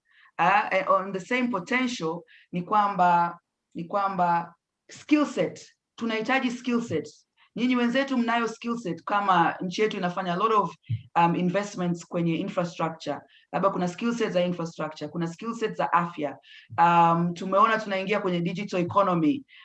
Kuna skill set mbalimbali. Kwa hiyo mimi navyoiona my next chapter nitakapokwenda wizarani, I need to have concrete evidence. Mimi naamini sana kwenye evidence-based policy.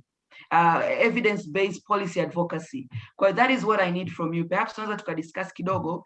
Nimeona alafu before Frank uje, kuna watu wamechangia kwamba niongee Kiswahili peke yake au Kiingereza au nini. Naomba tu mtanisame, mnivumilie niongee vile ambavyo ambavyo ninaweza, kwa sababu this is just a natural flow. Mtanisame sana kama kuna changamoto zozote, lakini pengine ningetarajia Diaspora mniombe kwamba niongee kwa Kiingereza tu, mmesahau Kiswahili. Asante. Frank, over to you. Asante dada Neema. Nawashukuru wote ambao mnachangia, and I guess another way ya kuchangia ni kuweka hizo point kwenye chat. That way mheshimiwa anaweza akazigusia. Oh, there's a suggestion hapa, sorry. Mtu amesema watu wengine pia wanaweza wakaweka maswali kwenye chat. Exactly. So I think that's also a good that suggestion. We can also address kama kutakuwa na maswali ambayo yanajirudia, you can address all kwa pamoja. Hapa ninachojaribu kuonyesha, unfortunately it may not be projecting very well, hii data ni data ya remittances East Africa kuanzia mwaka 2010 mpaka 2020, na hii data inapatikana kwenye tovuti ya knomad.org ambayo ina data za remittances kutoka nchi zote duniani, sio tu Tanzania, Kenya, Uganda na Rwanda. But just roughly, nchi ya kijani ni Kenya, nchi ya blue ni Uganda, nchi ya brown, I guess sort of like brownish or orange whatever, ni Rwanda, and then iliyozidi ya sort of like I guess orange flani ni Tanzania.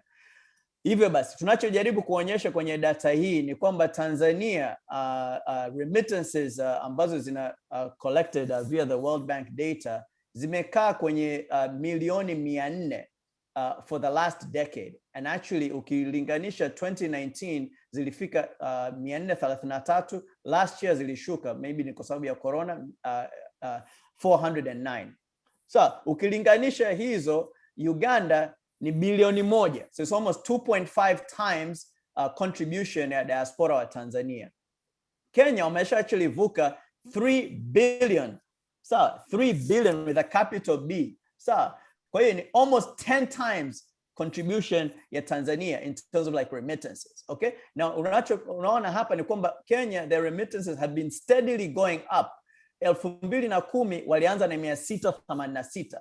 Sasa hivi it's 5 times in 10 years, they're almost 5 times walichoanzia in 2010. Tanzania mwaka huo 2010 tulikuwa na 344, tumeongeza labda kidogo chini ya milioni hata tujiongeza milioni 100 in that. So the hoja hapa ya kuonyesha hizi data ni kwamba and you can also see Uganda pia has been steadily increasing, japokuwa mwaka jana pia ilishuka. Last time Uganda almost reached 1.4 billion US dollars, na mwaka uliopita wa 2010 ilikuwa ni 1.1 billion US dollars. And some of the arguments here ni potential.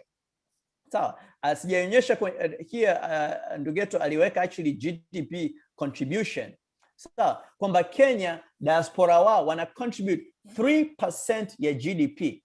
Sawa, Uganda wana contribute 2.8% ya GDP. Rwanda pamoja ni ndogo sana contribution yao, also population yao ni ndogo kulinganisha na sisi, ni 2.3%. Tanzania is somewhere like 0.6%.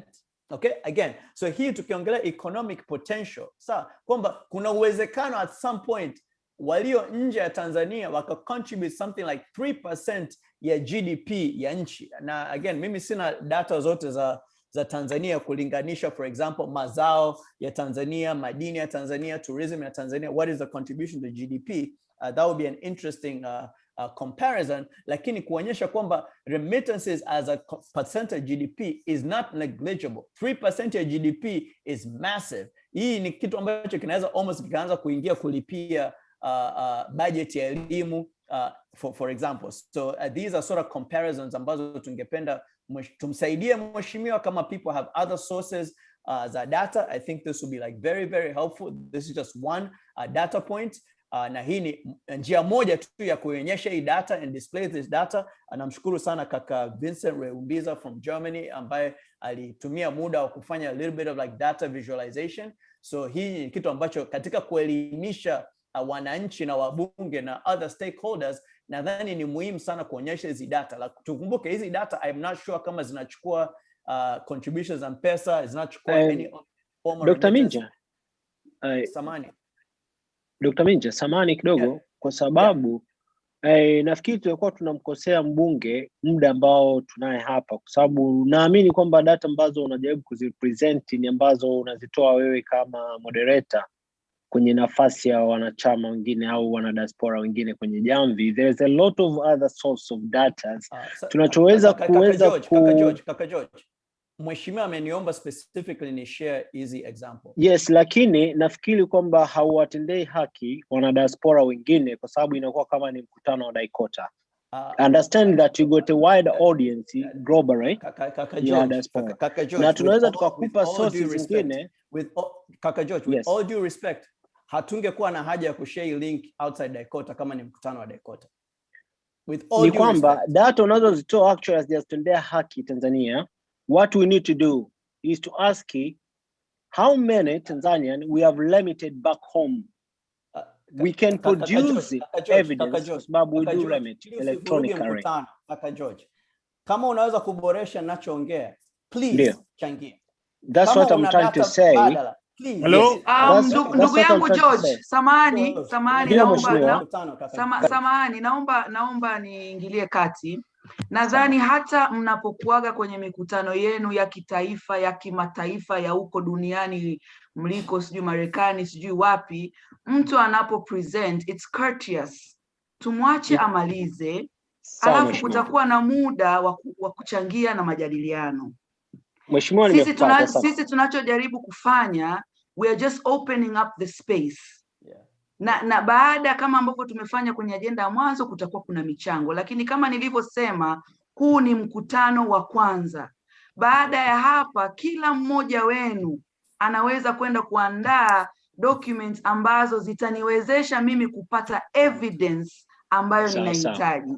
Naomba tusiuchukulie huu mkutano any different than ile mikutano ambayo sijui WHO, sijui UN, sijui nani huko duniani ameiwita. Nashukuru sana. Shukran. Thank you. Pole kaka George, but jipange, you can add anything onto the chat. Frank naomba uendelee ili tuokoe muda. Asante. Next, and then so that's the data on remittances. It's just a start. Na niseme tu kwamba it's just one way ya kupresent hii data.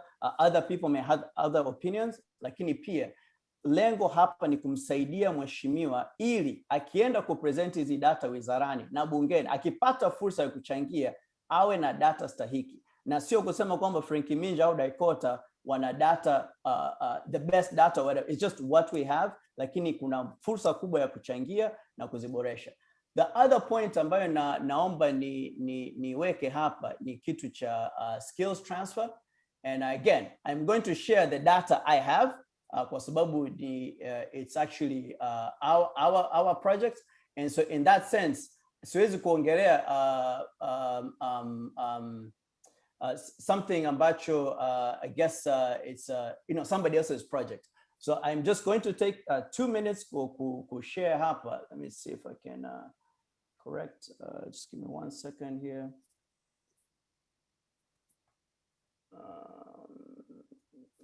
Troubleshooting script. Yep. Okay.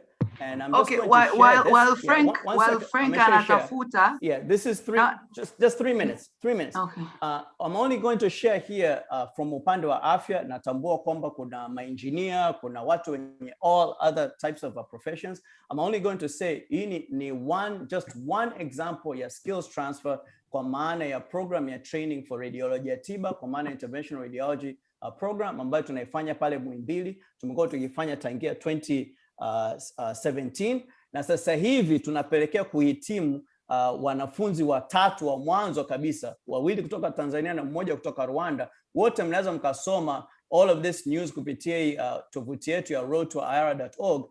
But my point is, kama kungekuwa na madaktari 10 ambao nao wangejitolea kufanya hivi, huu pia ni mchango ambao hatuwezi kuweka, hauonekane kwenye zile remittances, hauonekane kwenye hizo data za M-Pesa, hauonekane kwenye benki kuu, lakini moja kwa moja wagonjwa ambao tunahudumia pale Muhimbili wana benefit moja kwa moja, madaktari ambao wanapata hii training wana benefit moja kwa moja. Hatu train tu madaktari, tuna train manurse, tuna train pia technologists, na nashukuru sana kwamba program imekuwa kutoka wanafunzi 3 imekwenda wanafunzi 7, kwa sasa hivi na wanafunzi 10 ambao tuna train, na mwakani wataingia 3 wengine, na program imeendelea vizuri. Pamoja na mchakato mzima wa corona na kadhalika, tumeweza kupeleka walimu wanawafundisha, na hapa tulipo kuna walimu wako Muhimbili watakuwepo mwezi Juni, Julai na August.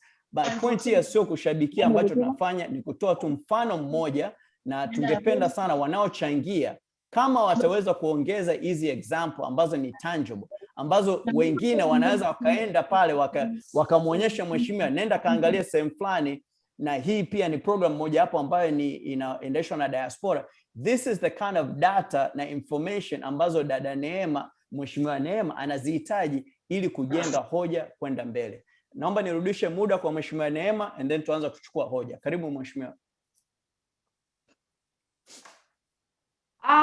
Nashukuru. Naomba nianze kwa kumsahisha mtu hapa.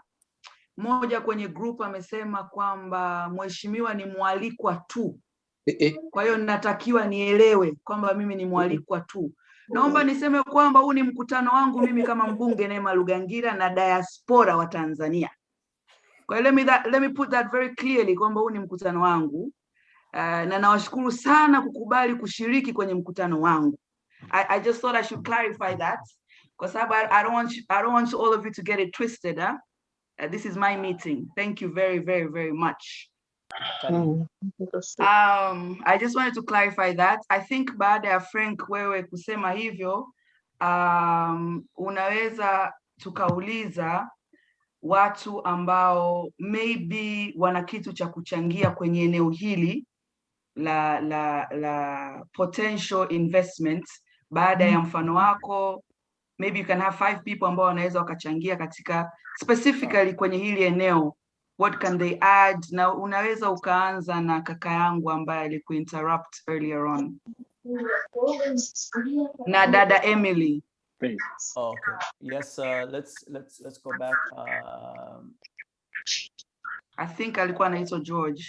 Yeah, kaka George, kama unakuchangia 2 minutes karibu. Asante sana Dr. na asante sana mheshimiwa kwa kutambua kwamba bado kuna michango mingi ya Diaspora.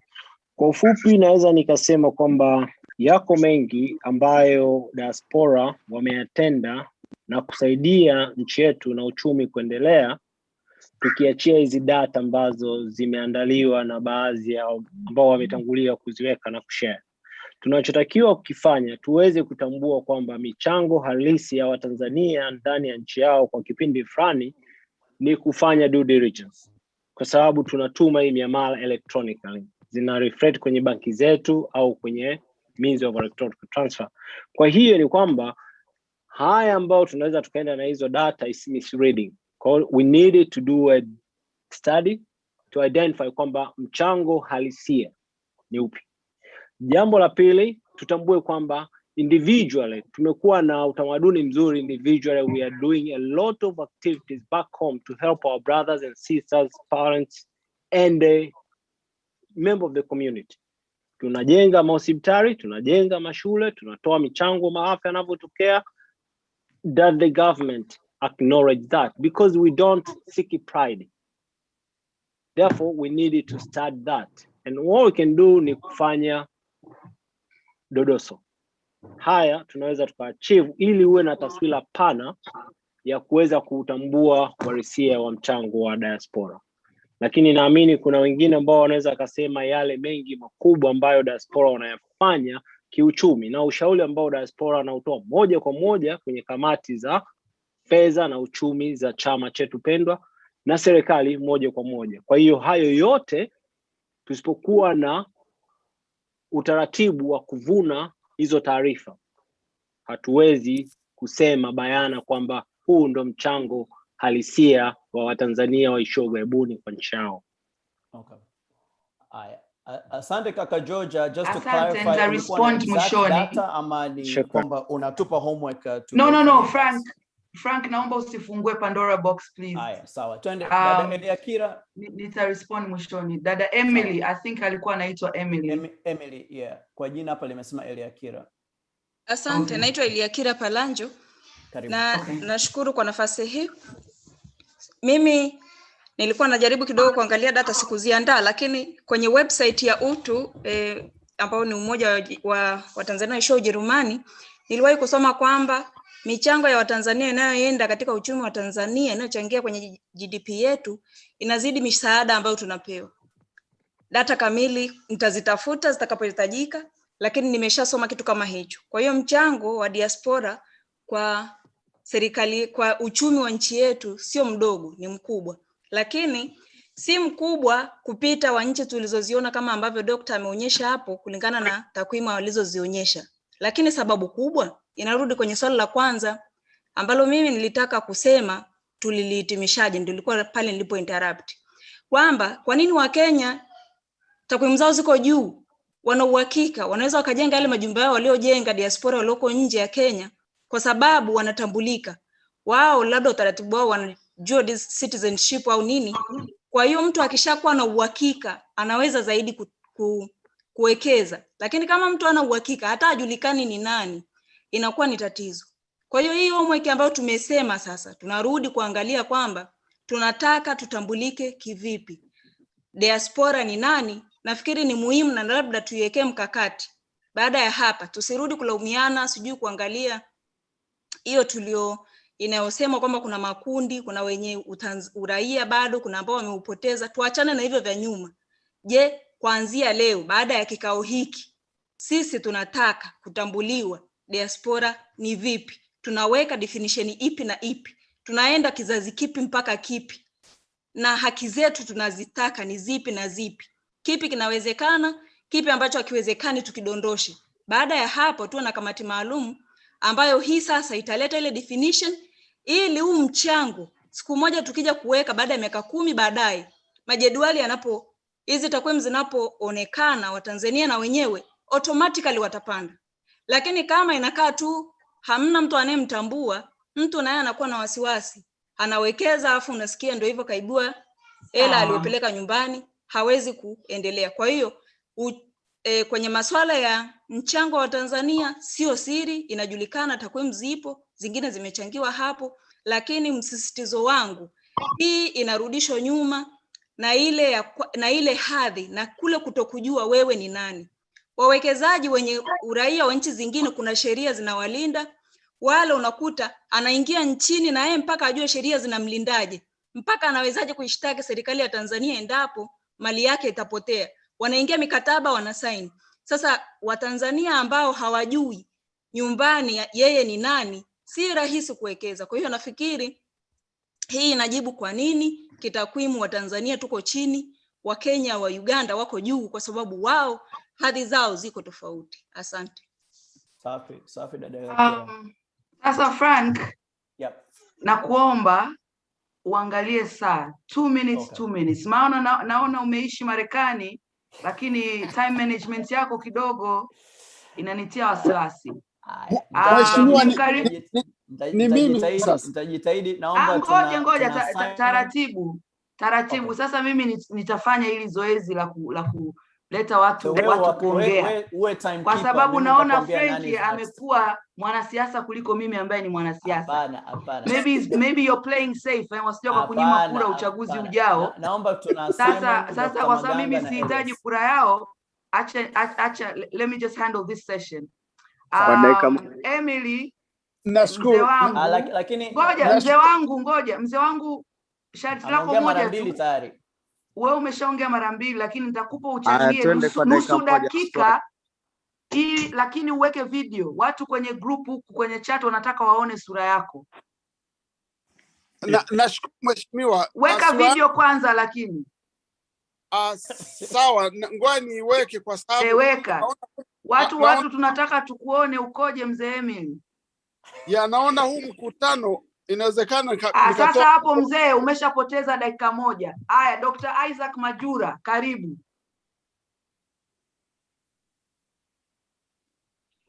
Isaac Majura, unmute yourself. Naona uliandika kwamba uko Ujerumani. Ndio. Sijui kama mnanisikia. Tunakusikia. Karibu. Haya, asante. Nashukuru sana kunipa nafasi hii. Naomba nichangie haraka sana juu ya suala la uwekezaji. Dada yetu aliyemaliza kusema ni kweli kabisa, zipo sababu nyingi sana ambazo zinatufanya sisi tusiweze aidha kuwekeza huko nyumbani. Lakini mimi kwa sababu ya experience zangu ninaliona tatizo hili sio tu kwa sababu ya uraia pacha au uraia ambao sio pacha. Hilo si tatizo kubwa sana. Tatizo kubwa lililopo ni kwamba katika utaratibu uliopo wa investment huko nyumbani, tuna ofisi inayoitwa Tanzania Investment Center. Tumekuwa tunaambiwa kwamba masuala yote haya ya investment yatakuwa yanamalizikia pale, halafu mtu unamaliza mambo haya ya bureaucracy.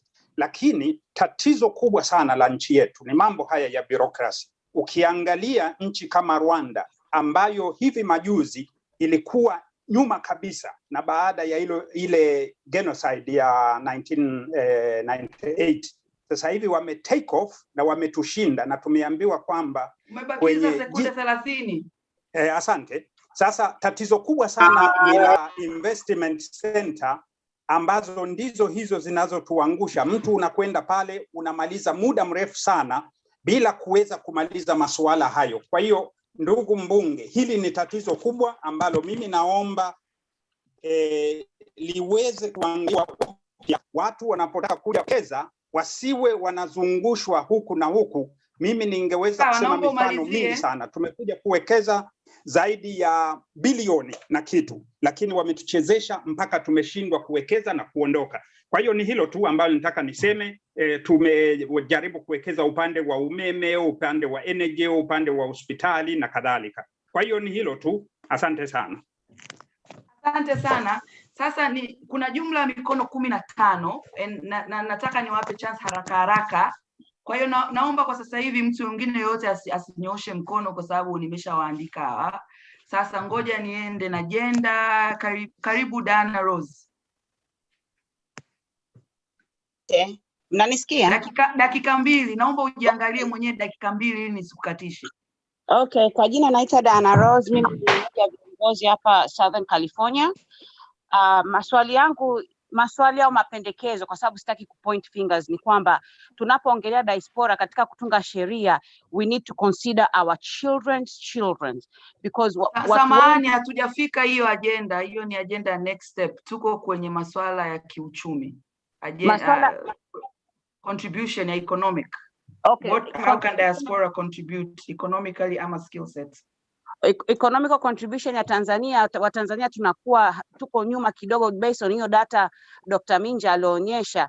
Ni kutokana pia kwa sababu hatuna ile status ya kutuwezesha kuwa na uwazi nyumbani, kwamba ukienda serikali kweli inakumotivate, inakupa fursa ya wewe mwekezaji kuwa huru kuweza kufanya biashara zako openly. Mfano kama Kenya, sheria zao ziko very open zaidi.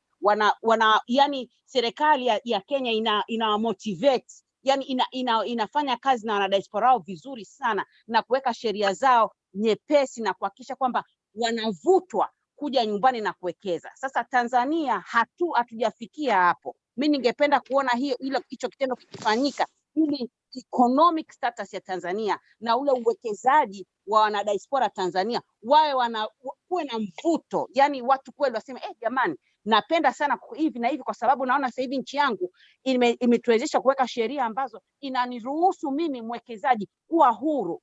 Limitations na kwa mchango wako. Hello? Muda wako umekaribia kuisha, umebakiza sekunde.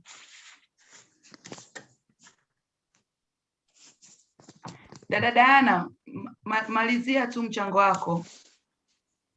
Okay, kwa hiyo ndio hicho nilichokuwa nataka kuongelea, kwamba inabidi nchi ya Tanzania iweke sheria zinazo attract wale wanadiaspora wakiwa huku nje wakifanya kazi zao, waone kweli kuna mvuto fulani na kuna manufaa fulani na hakuna vizingiti, yani hakuna limitations zinazomzuia sana mwanadiaspora kutokupata manufaa yake na kuweza kuwekeza vizuri nyumbani. Na pia kuwe na uaminifu fulani hivi. Kuwe na kama kuwe na uaminifu fulani katika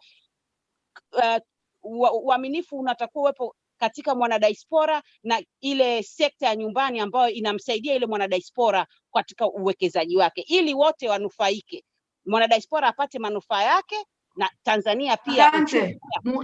Muda wako umeisha. I've taken note of the points. Sasa nimkaribishe, niliona jina Agneta lakini nimeona limepotea. Oh yes, Agneta, karibu mama yangu. Asante sana. Kwanza nashukuru. Sorry, natafuta majina ya wanawake mashapigwa mawe. Asante, nashukuru sana muda wako. I think tunakwazwa kwenye tuko sana kwenye siasa, you know. Ndio mimi naona ndio tatizo kubwa. Alafu kitu kingine ni staying within the lines. Mtu amejitolea kutusaidia and then we are just, you know, bringing in our grievances and then hatuna heshima, you know, things like that mimi huwa vinanikera. But as far as statistics, when we compare Kenyans, Ugandans, and Rwandans, we all know why these people have their numbers show the way they show. It's because there are more of them here than we are. And we know the reasons why. So this is really kwangu, is comparing bananas and oranges. If you want to really compare, the true comparison would be the rate of how many Kenyans are here and how much do they contribute. How many Tanzanians are here and how much do they contribute.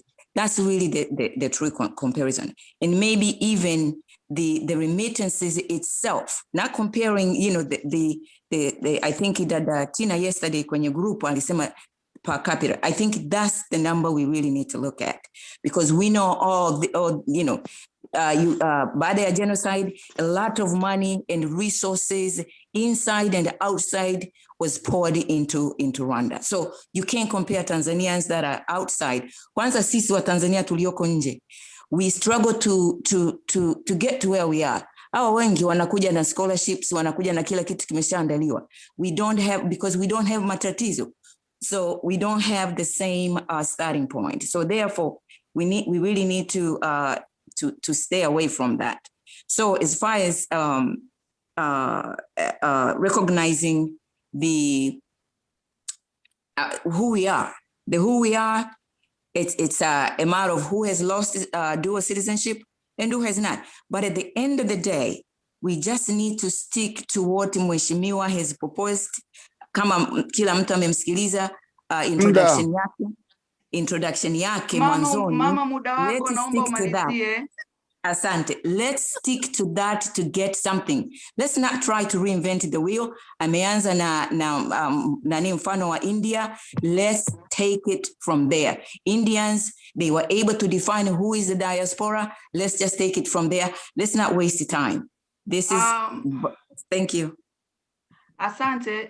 Samahani, niliomba wale ambao walikuwa wamenyoosha wasinyooshe wengine ili niwe na uhakika kwamba hilo kundi la kwanza limemalizika.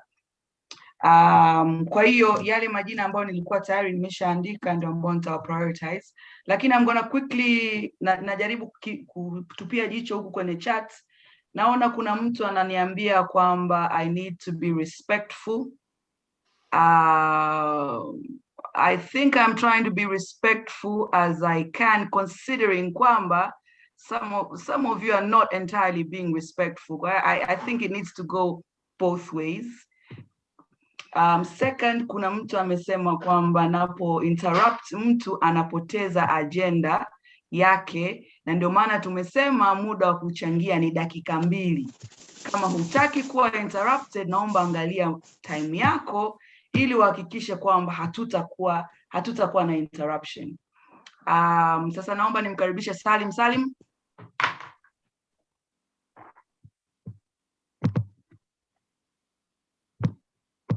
Unanisikia mheshimiwa?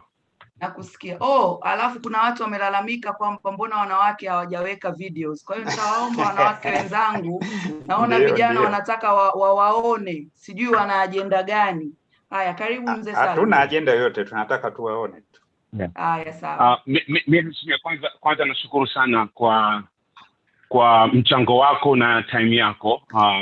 Pia najua sasa hivi tunaongea kuhusu uwekezaji, lakini ningependa kuchangia kurudi pale tulipoanzia kuhusu diaspora. Nafikiri cha muhimu kwa sisi wa Tanzania, kama ulivyosema, kuna Watanzania ambao kwamba wamechukua uraia wa nchi nyingine through economically, wengine wamechukua through politically, whatever it is out there. Nafikiri tufahamu kwamba serikali ya Tanzania haina haki kwamba lazim sisi watupe dual citizenship au watupe hii special status. It should be privilege. Kila nikisikiliza watu hivi naona kama wanalazimisha kwamba ni right ya serikali kufanya hayo mambo. We should be really humble, all right, and to work with our government to make sure that they go through this process, and then when we get those privileges, then we'll respect the government. I'm taking this is being a very successfully conversation, but at the same time I'm a little bit disappointed because I think most of the time we lose the point. I'm taking my time off from there. Over. Nashukuru sana mzee wangu Salim. Naomba nimkaribishe ameandika Tanzania Diaspora. Asante mheshimiwa. Ni mimi Nasr Basalama, tulishaongea kwa nyuma. Kwanza nikushukuru tena kwa jitihada hizi, na katika swala la diaspora watachangia vipi? Kwa mfano kupitia katika umoja wetu wa Tanzania Diaspora Hub TDH, kujikita katika uwekezaji nyumbani wa pamoja, tumepata sapota kubwa sana katika serikali ya Tanzania na ushirikiano, na kwa hiyo naona kwamba hili swala linatija kwa upande wa Tanzania katika kiuchumi, na ndio maana wameweza kusupport, na kwa hiyo njia nzuri sana unaitumia wewe hiyo kusimamia agenda katika misingi ya kiuchumi. Ulikuja na hoja ya tafsiri. Nadhani hoja nzuri kwa sababu kuna tatizo la tafsiri. Tafsiri inachangia sana kupotosha, kujenga na kuelekeza. Kwa mfano, kuna watu wanaongea, kuna mtu nakula dakika zangu jamani. Nazipause, samahani, naziangalia. Okay. Sawa, endelea. Tafsiri kwa mfano, na yetu tuliongea pia before, mimi na mheshimiwa wanakumbuka kwamba tafsiri Watanzania hawajaukana utanzania wao, umewavuka by default. Mtanzania angepewa choice kuamua au uraia wake ile uraia wa nchi nyingine, sidhani kama kuna mtu angekubali, au sidhani kama kuna mtu ambaye akishakubali kuvuta uraia wake, lakini automatically unapochukua uraia wa nchi nyingine, ule wako unakuvuka by default, sio kwa hiari yako. Lakini lugha inayotumika nyumbani kwamba mmeukana, lugha hii ya kweli ni lugha nzito, na lugha inajenga nguvu ya upinzani katika kujenga mshiko wa hoja hii. Kwa hiyo ningeomba katika upande wako mheshimiwa, uongoze harakati za kusimamia tafsiri sahihi, kwamba msikubali itumike lugha kwamba mmeukana. Na kikao hicho tulifanya na mkurugenzi wa TIC na NIDA, na walikubaliana sisi katika hoja hii kwamba wameacha kutumia neno mmeukana, kwa sababu neno kuukana unatoa mshiko kwa wanaopinga, wapinzani wa hoja hii. Kwa hiyo ningeomba mheshimiwa uongoze harakati za tafsiri sahihi, isitumike neno kuukana. Sisi hatujaukana, au wale walio raia hawajaukana, wameukosa by default, sio kwa hiari yao, kwa sababu automatically unakuvuka uraia wako. Lakini ungepewa hiari, na hakika mna hata mmoja asingependa hivyo. Na ndio maana mwisho wa siku vacation Mtanzania kwenda wapi? Tanzania. Shilingi yake kiipata na igawa inakwenda wapi? Tanzania. Kwa hiyo tusimamie kwenye lugha sahihi. Samahani nachukua muda zaidi, kwa sababu mimi kama ni kiongozi katika jumuiya za Watanzania katika diaspora, kama bwana Umebakiza Minja sekunde elimu yake.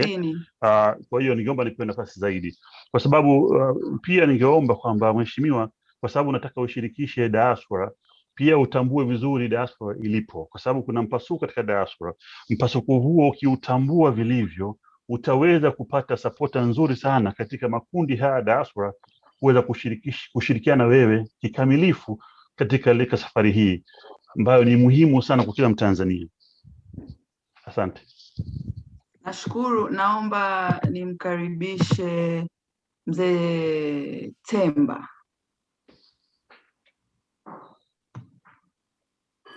Mzee Temba uko mute.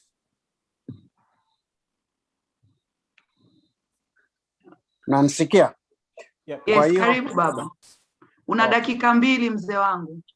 Sitazungumza sana mimi kwa sababu tatizo letu sisi kwenye diaspora ni kujiorganize kusudi tuwe pamoja. Serikali yetu sasa hivi, na tumetungumza na ambassador wa UN juzi, kuna huu mfumo kwamba serikali sasa inataka Watanzania wote walioko nje wajiandikishe na watoe majina yao na profession zao, ili kusudi serikali ianze kuwachukua mapema waweze kwenda Tanzania kufanya kazi.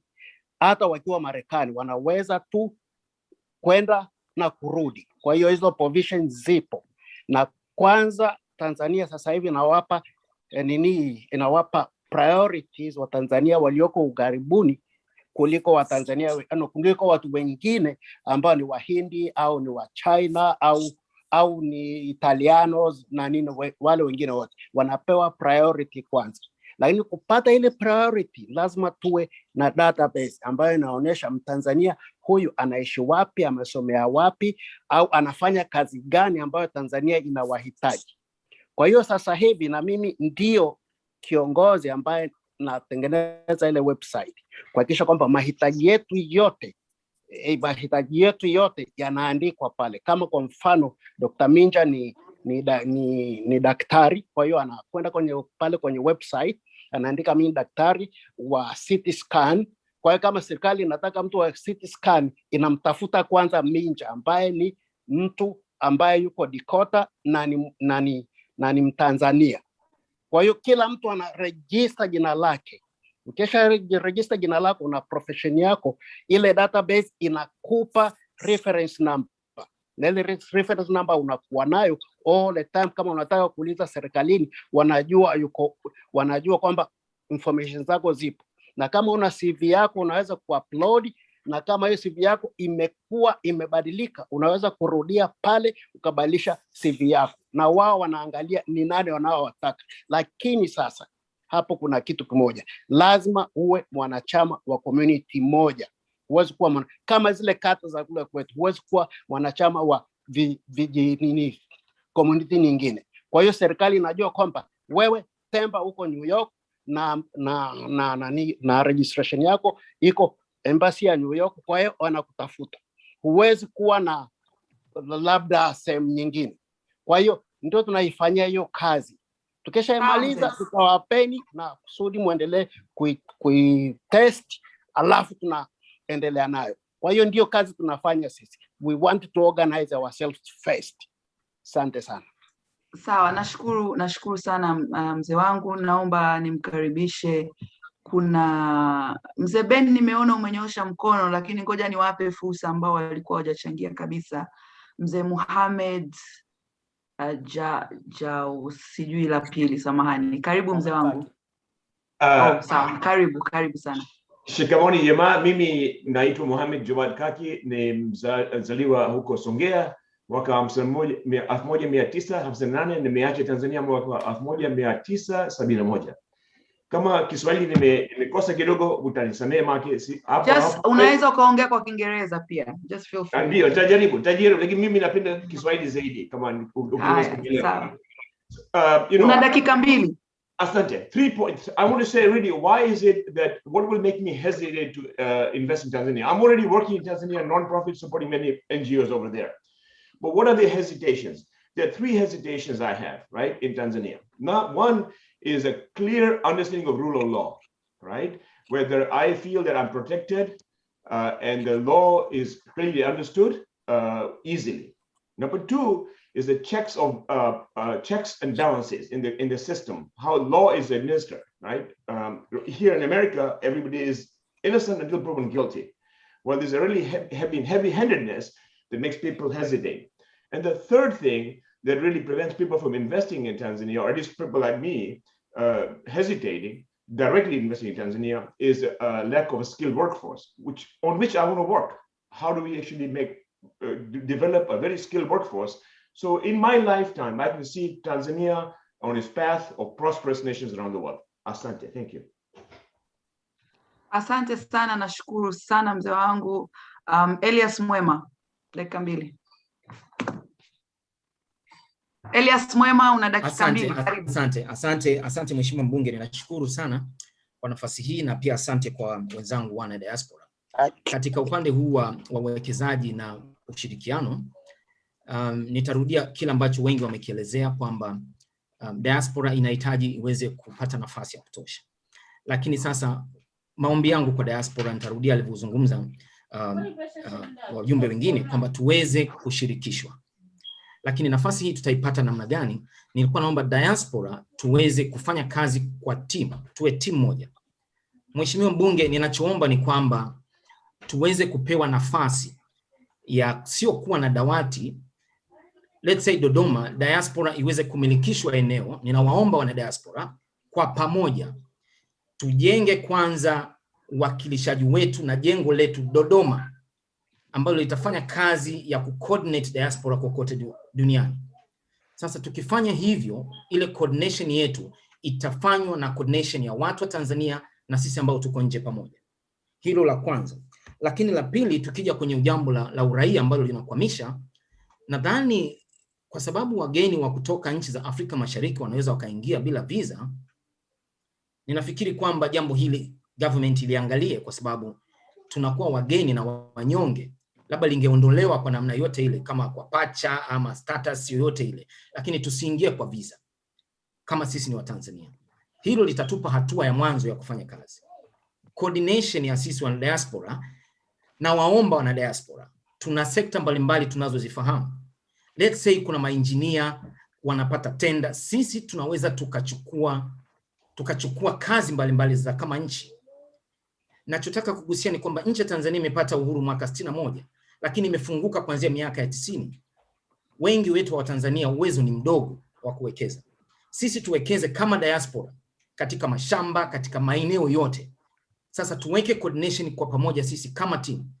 Wengine watakao kwenda individually ni sawa, lakini government itupe nafasi kama diaspora, na sisi wenyewe tufanye bidii kujitambulisha.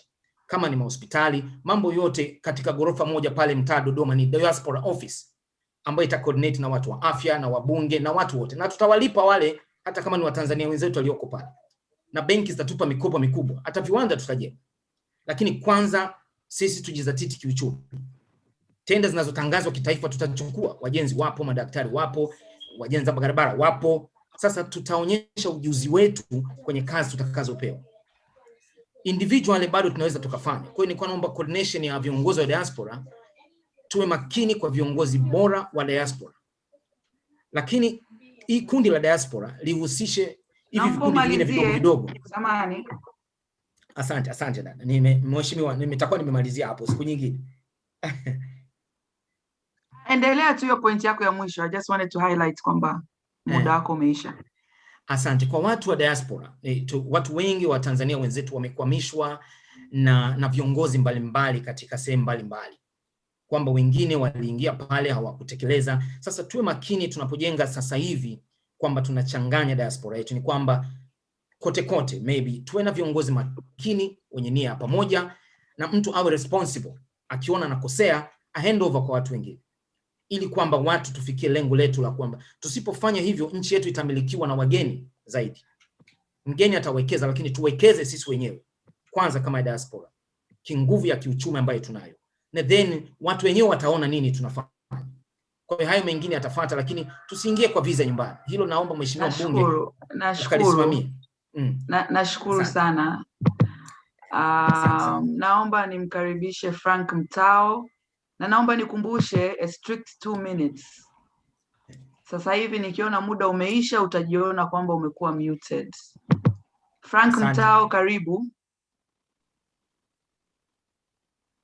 Asante mheshimiwa. Na samahani kwa sababu huku ni alfajiri, sasa hivi ni saa 9 huko Australia. Pole sana, pole sana. But you look good. Wengi wangependa kujitokeza kushiriki lakini walishindwa kwa sababu ya muda. Lakini ninasema tu kwamba tunashukuru kwa tunasema mwitikio wako na kuweza kushiriki na sisi. Na niweze kumwambia Minja na wewe pia kwamba tusikate tamaa kwa sababu nia yetu ni moja. Tusiangalie kwamba kuna magrupu au kuna nini, achana nayo. Nia yetu ni ile ile moja. Tuungane na tuweze kufika tunapofika.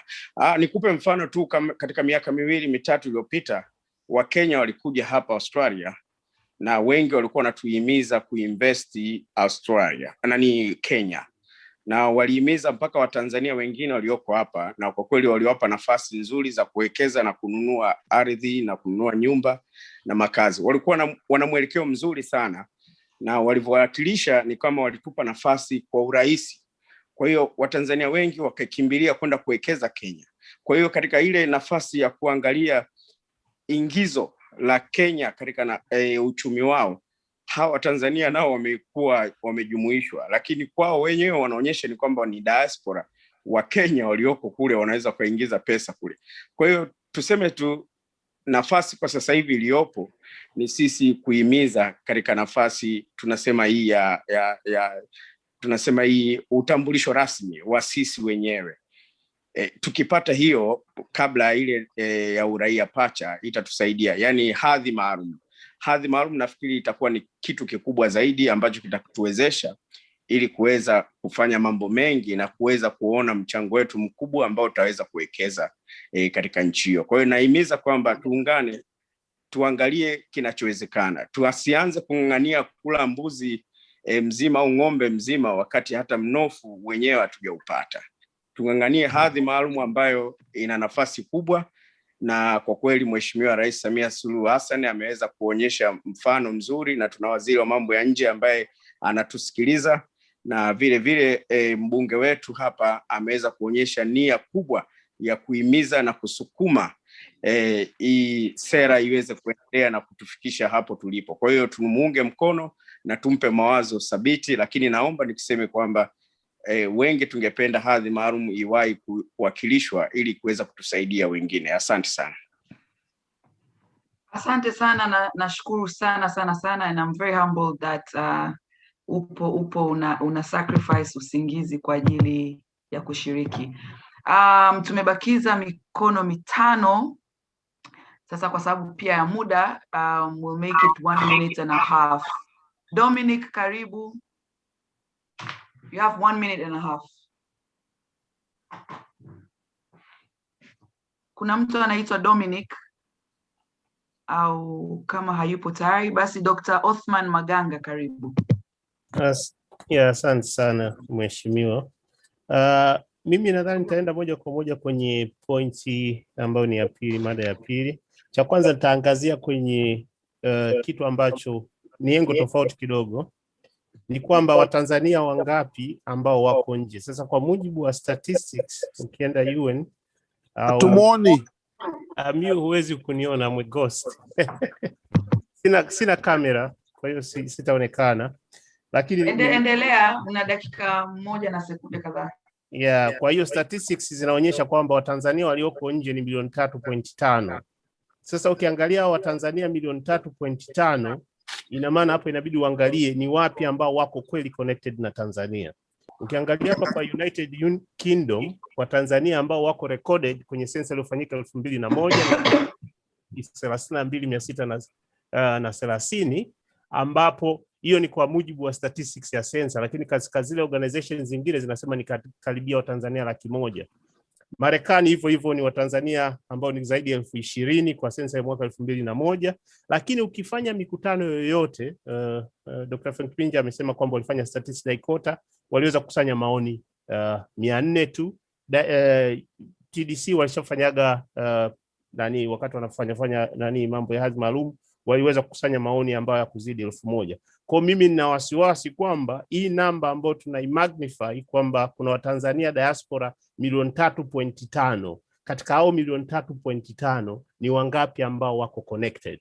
Kwa maana ukisha identify hivyo then unajua ni kwamba je, ni wangapi wanaweza kufanya contribution. Sasa kuna kitu amekizungumzia Mohamed Jawadi kuhusu skill force ambayo haipo nyumbani, ambayo ni changamoto moja. Sasa hii ndio imetuinspire watu kama Tanzania Engineers Diaspora ku create a group ambapo tuna objective yetu mojawapo ni katika kufanya kitu kinachoitwa skill transfer and knowledge transfer.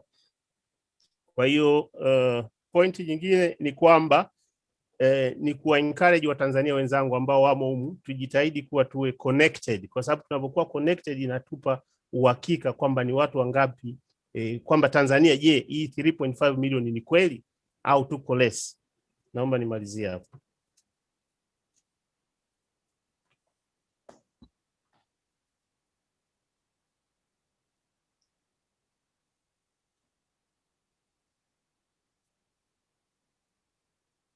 Hello?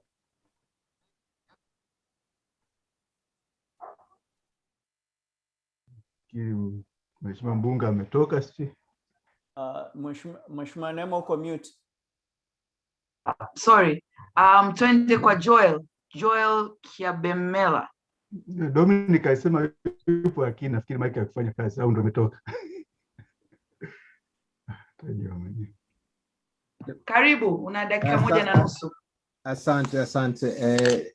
Nilitaka ni bank dakika zangu 2 mpaka tutakapomaliza agenda ya mwisho, lakini naona naweza nikapoteza hiyo nafasi, kwa hiyo naomba niruhusu niongee sasa hivi. Comment yangu ni overarching na mambo mengi niliyotaka kuongea yameshakuwa addressed na wazungumzaji waliopita, lakini nitaka kusema kitu kimoja. Nafikiri tusitafute sababu au excuses kwa performance ambayo sio nzuri. Kwa mfano nimesikia mzungumzaji mmoja anasema Watanzania tuko wachache sana nje. Statistics hazikubaliani na hiyo, na kama ulivyosema Mheshimiwa Neema, evidence based katika kitu tunachoongea. Ukiangalia online statistics kwa Tanzania tuko 3.5 million, Kenyans wako 3.1. Kwa hiyo performance yetu kwa remittances haioani na namba yetu. Kwa hiyo tunaangalia matatizo yako wapi. Na swala jingine ninalotaka kucomment ni ambalo pia limezungumziwa na watu wengine. Bureaucracy nyumbani iko very very very bad. Ukiangalia kwenye ease of doing business index, nafikiri sisi kwa namba 160 na kitu, jirani zetu Rwanda wako namba 38. In fact wametelemka, walikuwa namba 29 mwaka uliopita. Kwa hiyo inabidi tuangalie matatizo yetu yako wapi. Sasa kwa upande huo kwa mambo ya uwekezaji hiyo inabidi ifanyiwe kazi. Lakini narudi kwenye the main question ambayo imetuleta hapa. Ninakuomba ninakutafadhalisha Mheshimiwa Mbunge kwamba usiwe na settled position. Kama walivyosema umeitisha huu mkutano to learn the views of those people who are affected. Nafikiri swala la kuwa na special status au kuwa na dual citizenship uliangalie with the open eyes. Nafikiri umejaribu kuwa practical kwamba itakuwa easier kufanya special status kwa sababu ya masuala ya uchumi, lakini this is, whether you like it or not, it's a very very very emotional thing. Kama alivyosema Emil pale mwanzoni, watu wanataka kuona kwamba utaifa wao hauondolewi. That is at the bottom of this. Kwa hiyo nakuomba ukeep an open mind, hiyo iwe hapo kama part of the agenda going forward. Asante. Nashukuru. Sasa ninaona new hands coming up. I'm going to ignore those kwa sababu nilishaandika hands zilizokuwepo. Simon karibu. Alafu atafuata Isa. Naam, habari yenu. Zinanitosha. Dakika 1.5 ni nyingi sana mambo mengi. Zinanitosha. Mimi kikubwa nataka kukuomba tukiacha first au second, tukiongelea tu kitu ambacho tunakuweka hapa leo hii kwenye mkutano ni vitu vya kukubaliana. Sasa wewe mbunge bungeni mnapoenda, sababu hapo wabishi, ndio maana kitu hichi hakijapitishwa mpaka leo. Kuna ubishi ndani yake, na umoja wapo ni kwamba maneno ambayo yanatumika kama nilivyoongea, ukana Utanzania, akianza kuchukua passport either ya Marekani, ya UK, ya Ufaransa, nchi yoyote kubwa. Kwa kikubwa kabisa, sababu kuna nchi zingine unaziangalia, unaongea nao, tunakutana nao tunapoishi, unaongea nao, wanakuambia kwa nini waonyeshe serikali yao wanataka wewe uwepo kwenye nchi kwa namna moja au nyingine, kwa manufaa kama hivyo, kupata knowledge. Jua kabisa kama kuna kazi zingine wewe kama foreigner huwezi kuzipata. Umeona, kuna fursa zingine wewe kama foreigner, hasa nchi kubwa za Marekani, za Uingereza, huwezi kuzipata. Kama tunabaki wote kufanya kazi restaurant, haya tutabaki wote kwa Tanzania, ila kuna kazi zingine zinamforce Mtanzania aombe uraia wa nchi nyingine ili apate ile fursa ya kuwepo kwenye hicho kitu. Kwa kitu kikubwa kabisa, mnapoenda hapo ujue jamani ya Watanzania 1, 2, 3 ambao leo hii hawana uraia wa Tanzania tena, wao wana passport ya nchi nyingine, hawajapenda kwa matakwa yao, ila sheria ambayo sisi tumeiweka inawakataza. Kwa hiyo PIO ya Indians sisi hatuitaki kabisa. Sisi tunataka uraia pacha. Mtanzania anapoenda kuchukua, pengine uchumi unaendelea, umeona, kuna professors, kuna doctors, kuna Dr. Maganga ambaye leo hii akitaka kuja kufundisha University of Dar es Salaam engineering skills zake hawezi tena, sababu mpaka awe na visa aje kuomba fellowship ya kufundisha hao Mwingereza wakati ni Mtanzania. Vitu kama hivyo bidi viangaliwe na bungeni viongelewe kwa mapana kabisa. Sisi kama wazalendo tunaviongea na tunawaomba kwa mnapoenda, kitu cha kwanza kabisa kwa bungeni, bunge la Tanzania tunalijua, tunalisikiliza kila siku na tunaliona, nafanya ilikataliwa kutoona, baadaye imekubaliwa. Kikubwa tunachokiomba ni hicho. Mnapoongea bungeni mkae na ukitetee. Sorry, I got technical glitch. No, technical glitch. Okay, fine. Iko nachokuomba. Ndio. Nachokuomba mamangu, nakwenda bungeni kwa hao ambao watakuletea hiki na kile, kwa nini tuwape kitu? Kwa nini dual citizenship? Waambie dual citizenship itawaruhusu Watanzania kubaki na utaifa wao, kwa sababu hiki kitu wameomba uraia nchi zingine kwa kuukana hii nchi, bali tu kuna vitu vimewaforce waombe uraia wa nchi nyingine. Kwa hiyo tunaomba sisi kama Tanzania, nchi hii iendelee kuangalia nchi zingine ambazo zinaendelea. Mfano mzuri Kenya, ambao ni jirani zetu na tuna competition nao kubwa. Unakutana na Kenya huku, unaongea nao 1, 2, 3, kuna muda wanakucheka, kuna muda wanakwambia Tanzania vipi, mambo mnaenda hapa na pale. Unakutana na Rwanda makazini, unaona Rwanda ni mimi kwa Ufaransa, unaona Rwanda ni Mfaransa, yuko sehemu kubwa, ni manager of the team. Mimi Tanzania siwezi kuwa manager of the team kwa sababu mimi bado Mtanzania. Kwa vitu kama hivyo, na Rwanda akirudi kwao anarudi vizuri bila visa yoyote, anaingia anapeleka mshahara wake anaolipwa zaidi kwa kuwa yeye ni Mfaransa tena. Ndio maana nchi zao zinaendelea ndio hapa na pale. Kwa hivyo vitu ni mifano hai ya kuipeleka bungeni na kuiongea na kuwapa hao ambao bado hawaamini, bado wana ile chuki tena ngasema, ambao walikuwa nao tangia enzi za Nyerere, kwamba mtu fulani kwenda Uingereza katuache sio Tanzania tusumbuke na shida zetu. Hicho tu mama yangu. Nashukuru Simon. Karibu Isa, alafu atafuatiwa na David Mrema, Ben atamalizia Irene, ili niweze kuconclude na Frank tuende kwenye agenda ya mwisho. Karibu Isa. Asante sana mheshimiwa mbunge. Niombe radhi kwanza, video yangu ina corrupt, kwa hiyo nitatumia sauti tu. Na shida. Jina halisi naitwa Bwana Isa Musa almaarufu kama Cloud 112.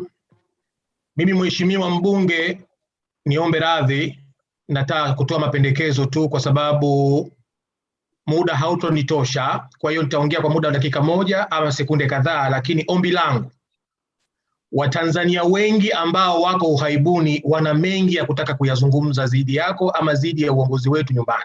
Kwa hiyo kama huitakupendeza, kwa heshima kubwa ulionayo, kwa sababu kuna moyo umeuonesha mzuri kwetu, basi tunaomba ututengee siku nyingine ili iwe ni siku ya wewe kuja kutusikiliza sisi tunasema nini. Kazi yako wewe una note, unatusikiliza sisi tunasema nini, kwa sababu utapata mengi na mengi na mengi ambayo Watanzania wanayo. Lakini hii ya kulimiti dakika hii, wengi wao wanashindwa na wengine hawana uwezo wa kuzungumza dakika moja ama mbili akafikisha message yake. Kwa heshima yako leo tumekupokea dada yetu, na Mungu akupe umri wako, akupe juhudi hiyo hiyo na akuzidishie nguvu, lakini tunakuomba utupangie siku nyingine kazi yako uje utusikilize Watanzania tunaishi ughaibuni, hapo utapata pointi kede kwa kede. Naomba kuwakilisha, asante sana. Nashukuru ndugu Isa. Sasa nikukaribishe mzee wangu mzee Ben kwa dakika moja. Karibu babangu. Umenonea lakini haidhuru. By the way, sasa baba si ulishaongea mwanzo. I just wanted to make sure I'm just want to very clear that be sure that however to ughaibuni in the other countries like Finland, if they have got Finnish passports and they have done crime, we send them back to Tanzania. Be sure of that. So whether we take them or not, we send them back to Tanzania. The other story is, I'm coming to what we were talking about, financial implement. I'm the first person to start helping Tanzania in the 90s. Mendolo waza kuleta makontena ya mambo ya vitu vya hospitali na nini na nini. Halafu ikaanza kila mtu anapeleka siku hizi. Ikawa very big nini. Na nilipeleka makontena mawili Tanzania, mainland, na makontena mawili ya vyombo vya hospitali Zanzibar. Those days it was very simple. Nowadays it's very difficult. For example, now I've got container of 40 feet from America. I want to send it to Zanzibar. It's full of ambulance cars and ambulance equipment, but I don't get any assistance from the Zanzibar government.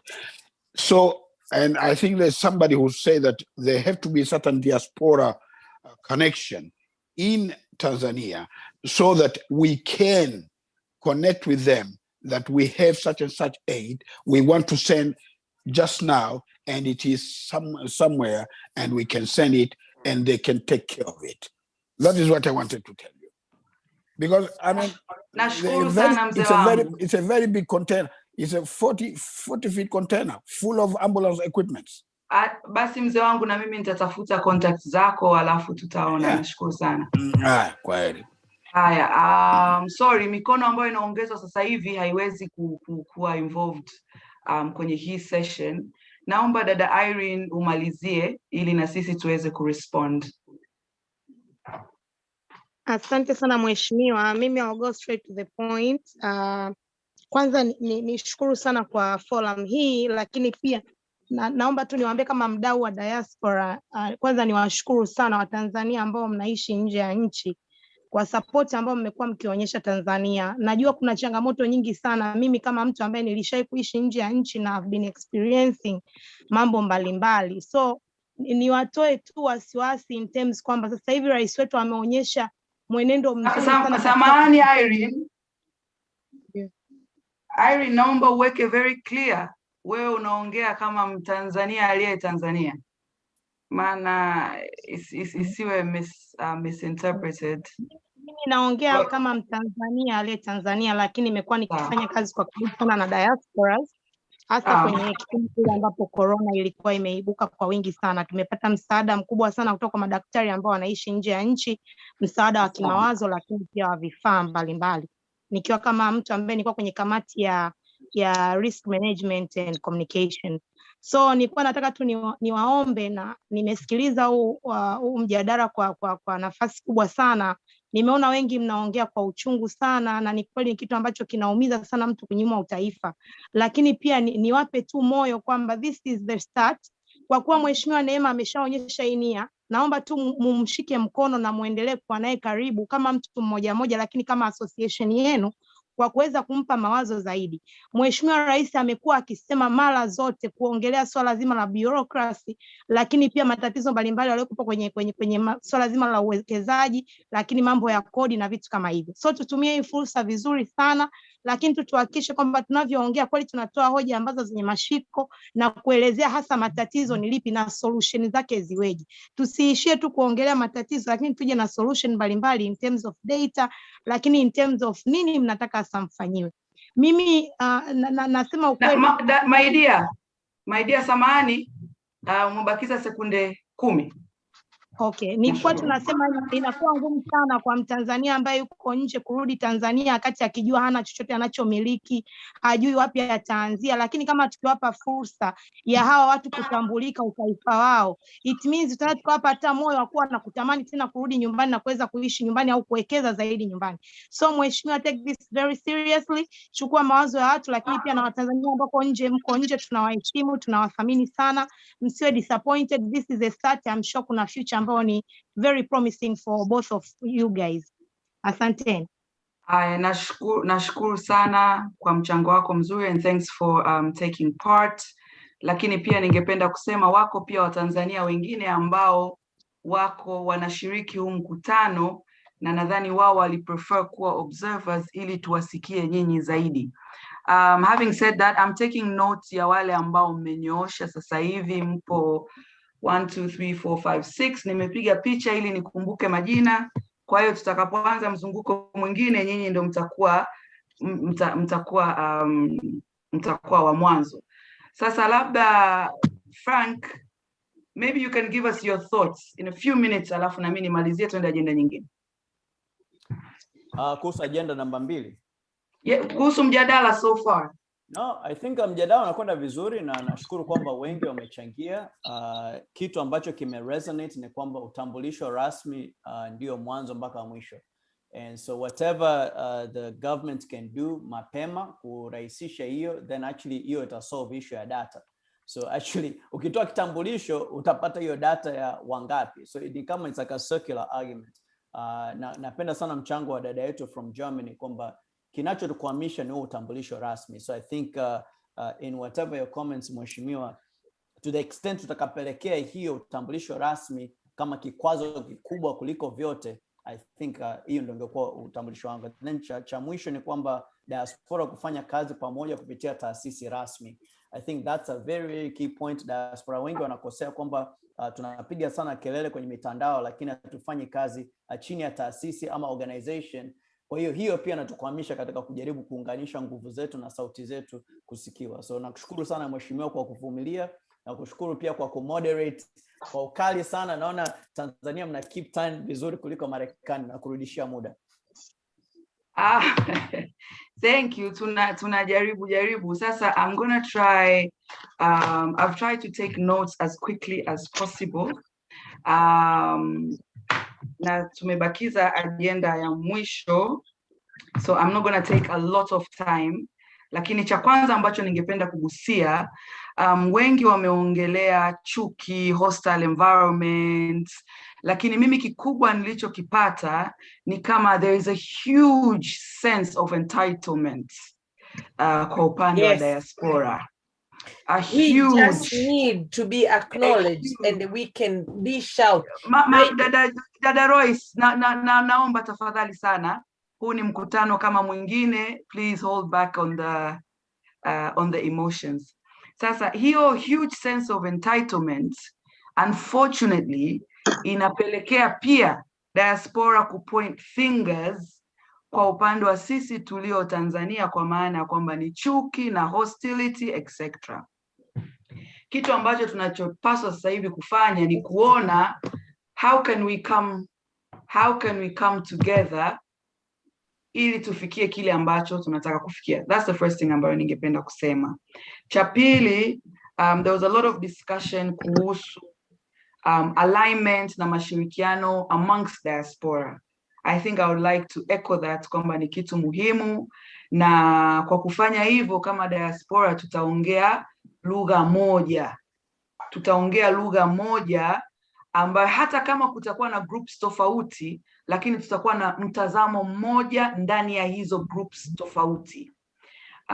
Kingine, there was a lot of things kuhusu hesitation to investment, na hii hesitation to invest inaendana sambamba na kutoweza kumiliki ardhi, kutoweza kuwekeza, kurithi, kutambulika, etc. Haya yote yanaweza yakawa very easily solved kwa kupata special status. Na hapa nije kwenye point nyingine, wengi mmeshauri kwamba nisiwe hung up na special status kwa sababu kuna dual citizenship na nini. Kama nilivyosema mwanzo, the dual citizenship discussion has been there for over 10 years. Mimi binafsi nimeamua kutumia approach ya economic contribution via diaspora inclusion kwa kuangalia special status. Mkipata special status, mengi haya mnayo yasema yatapatikana, kasoro vile vitu vitatu ambavyo nilisema. Kwa maana ya kwamba ushiriki kwenye siasa, kupiga kura, na kufanya kazi kwenye nafasi za vyombo vya ulinzi na usalama. Samani dada Royce, naomba jitahidi kidogo. And then najua una mhemko sasa, wewe ukianza na mimi nikianza itakuwa shughuli hapa. Kwa hiyo kwa kusema hivyo, lazima sasa tuwe very clear as a starting point. Can we focus on how to build a case for special status? Ikishapatikana special status, mengi ambayo yameongelewa yatapatikana. Hiyo ya agenda ya dual citizenship ni mambo ya huko mbeleni, na hiyo ni jambo ambalo linahitaji katiba, linahitaji mjadala mrefu zaidi. Ndio maana hata mimi ndani ya bunge nilifocus kwenye special status. Kwa hiyo mtanisamehe sana, japo umeniambia nisibaki kwenye huu mtizamo, lakini kwa sasa, kwa kama kianzio, huo ndio mtizamo ambao nitajaribu, na natarajia na nyinyi mtakuwa tayari kushirikiana nami kwamba kuliko kama tuna fursa ya kupata nusu mkate, kwa nini tusianze kuupata huo nusu mkate, tusubiri mpaka mkate mzima? Kwa hiyo ningependa mbadilishe mtazamo wenu. I know Mheshimiwa. Naomba nimalizie. Samahani George, you spoke kwa several times. Mheshimiwa, umetukaribisha kwenye kikao chako. George, please. Ukirudia tabidi tukutoe. Samahani George. George, tafadhali, please. You've spoken a lot of times. I've been very respectful. Kwa hiyo naomba na wewe respect me napochangia na kuhitimisha hili swala. Tafadhali. Kwa hiyo narudia kusema kwamba kuna msemo anasema kwamba mshika mengi sijui mshika mawili moja umponyoka. Let us focus on one ambacho tunaweza tukapata sasa hivi. Kama wako ambao hawatataka, basi mimi nitasubiri kuona pale ambapo special status fursa imepatikana, si mtakataa, kwani lazima sio lazima kwamba mtu kubali, lakini tusiwanyime wale ambao wanaweza wakapata hiyo fursa.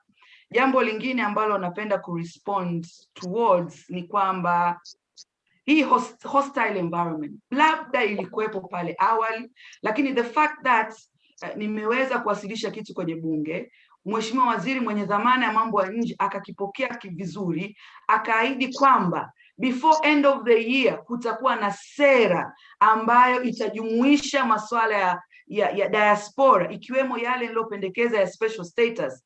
Hiyo tayari inaonesha kwamba the hostile environment haipo, kuna possibilities. We are making progress. Kwa hiyo let us not be hangover ama hang up kwa kushikilia kile ambacho it's our safe spot. Tuwe tayari for this unknown territory na twende pamoja.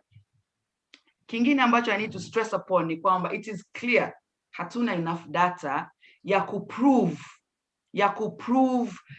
justification yetu. Kwa sababu mimi kama mbunge, my next step, nataka kwenda kusema kwamba okay, diaspora inaweza ikachangia hivi au imekuwa imechangia hivi. Kwa hiyo mimi nadhani as diaspora we can work together on getting data katika maeneo tofauti. Kuna watu ambao wamesema wako Watanzania wanaoishi nje wameprefer kuinvest Kenya badala ya Tanzania. That's a very good argument. Can we put a money to that?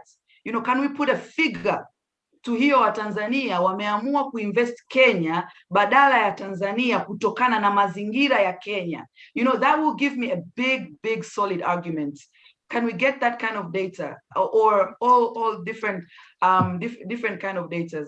Kwa hiyo nadhani kulikuwa kuna wazo kutoka kwa George kuhusu kuandaa dodoso, watu coming together from different skill sets. Mimi nadhani itakuwa vizuri kama data zipo, mtashare, tutazichanganua, tutaona namna gani kipi ambacho kitumike ku build the case, kipi ambacho kiachwe for now. Issue nyingine na I'm trying to respond kwenye ambayo yalijadiliwa hapa na ambayo yaliandikwa kwenye group, ni kwamba issue nyingine ni ya uelewa wa swala zima hili la diaspora. I think ni uelewa unatakiwa huko within diaspora, lakini pia na kwa upande wetu. Kwa that is something ambayo we need to discuss and see how can we, you know, raise awareness ya uelewa ili pia as diaspora mfikie sehemu mnaongea lugha moja. Kulikuwa na wazo kuhusu diaspora mnahitaji uwakilishi au kuwa na jengo lenu na nini huku Tanzania. Napenda kuambia kwamba chini ya Wizara ya Mambo ya Nje ipo idara ya diaspora. Na hiyo idara ina jukumu la kucoordinate masuala yote ya diaspora na mkurugenzi wake yupo. And it's been there for 5+ years. Kwa sio kwamba ni idara mpya, ipo.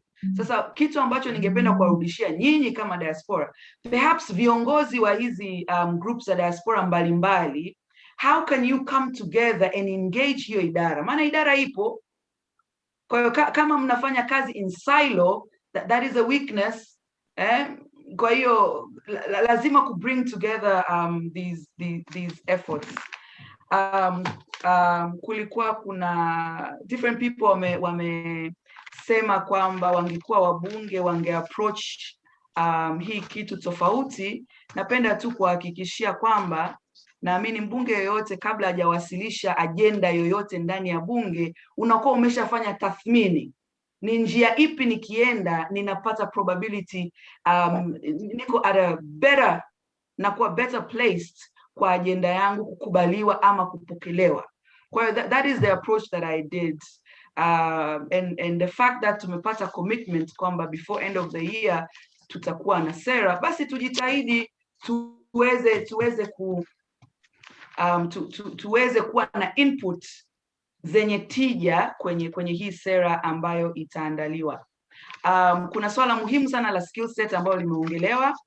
Mimi binafsi naona mchango mkubwa sana wa diaspora can be one kwenye uwekezaji, lakini pia katika kukuza skill set yetu. I think I have tried to respond. As you can see, I was writing, you know, furiously.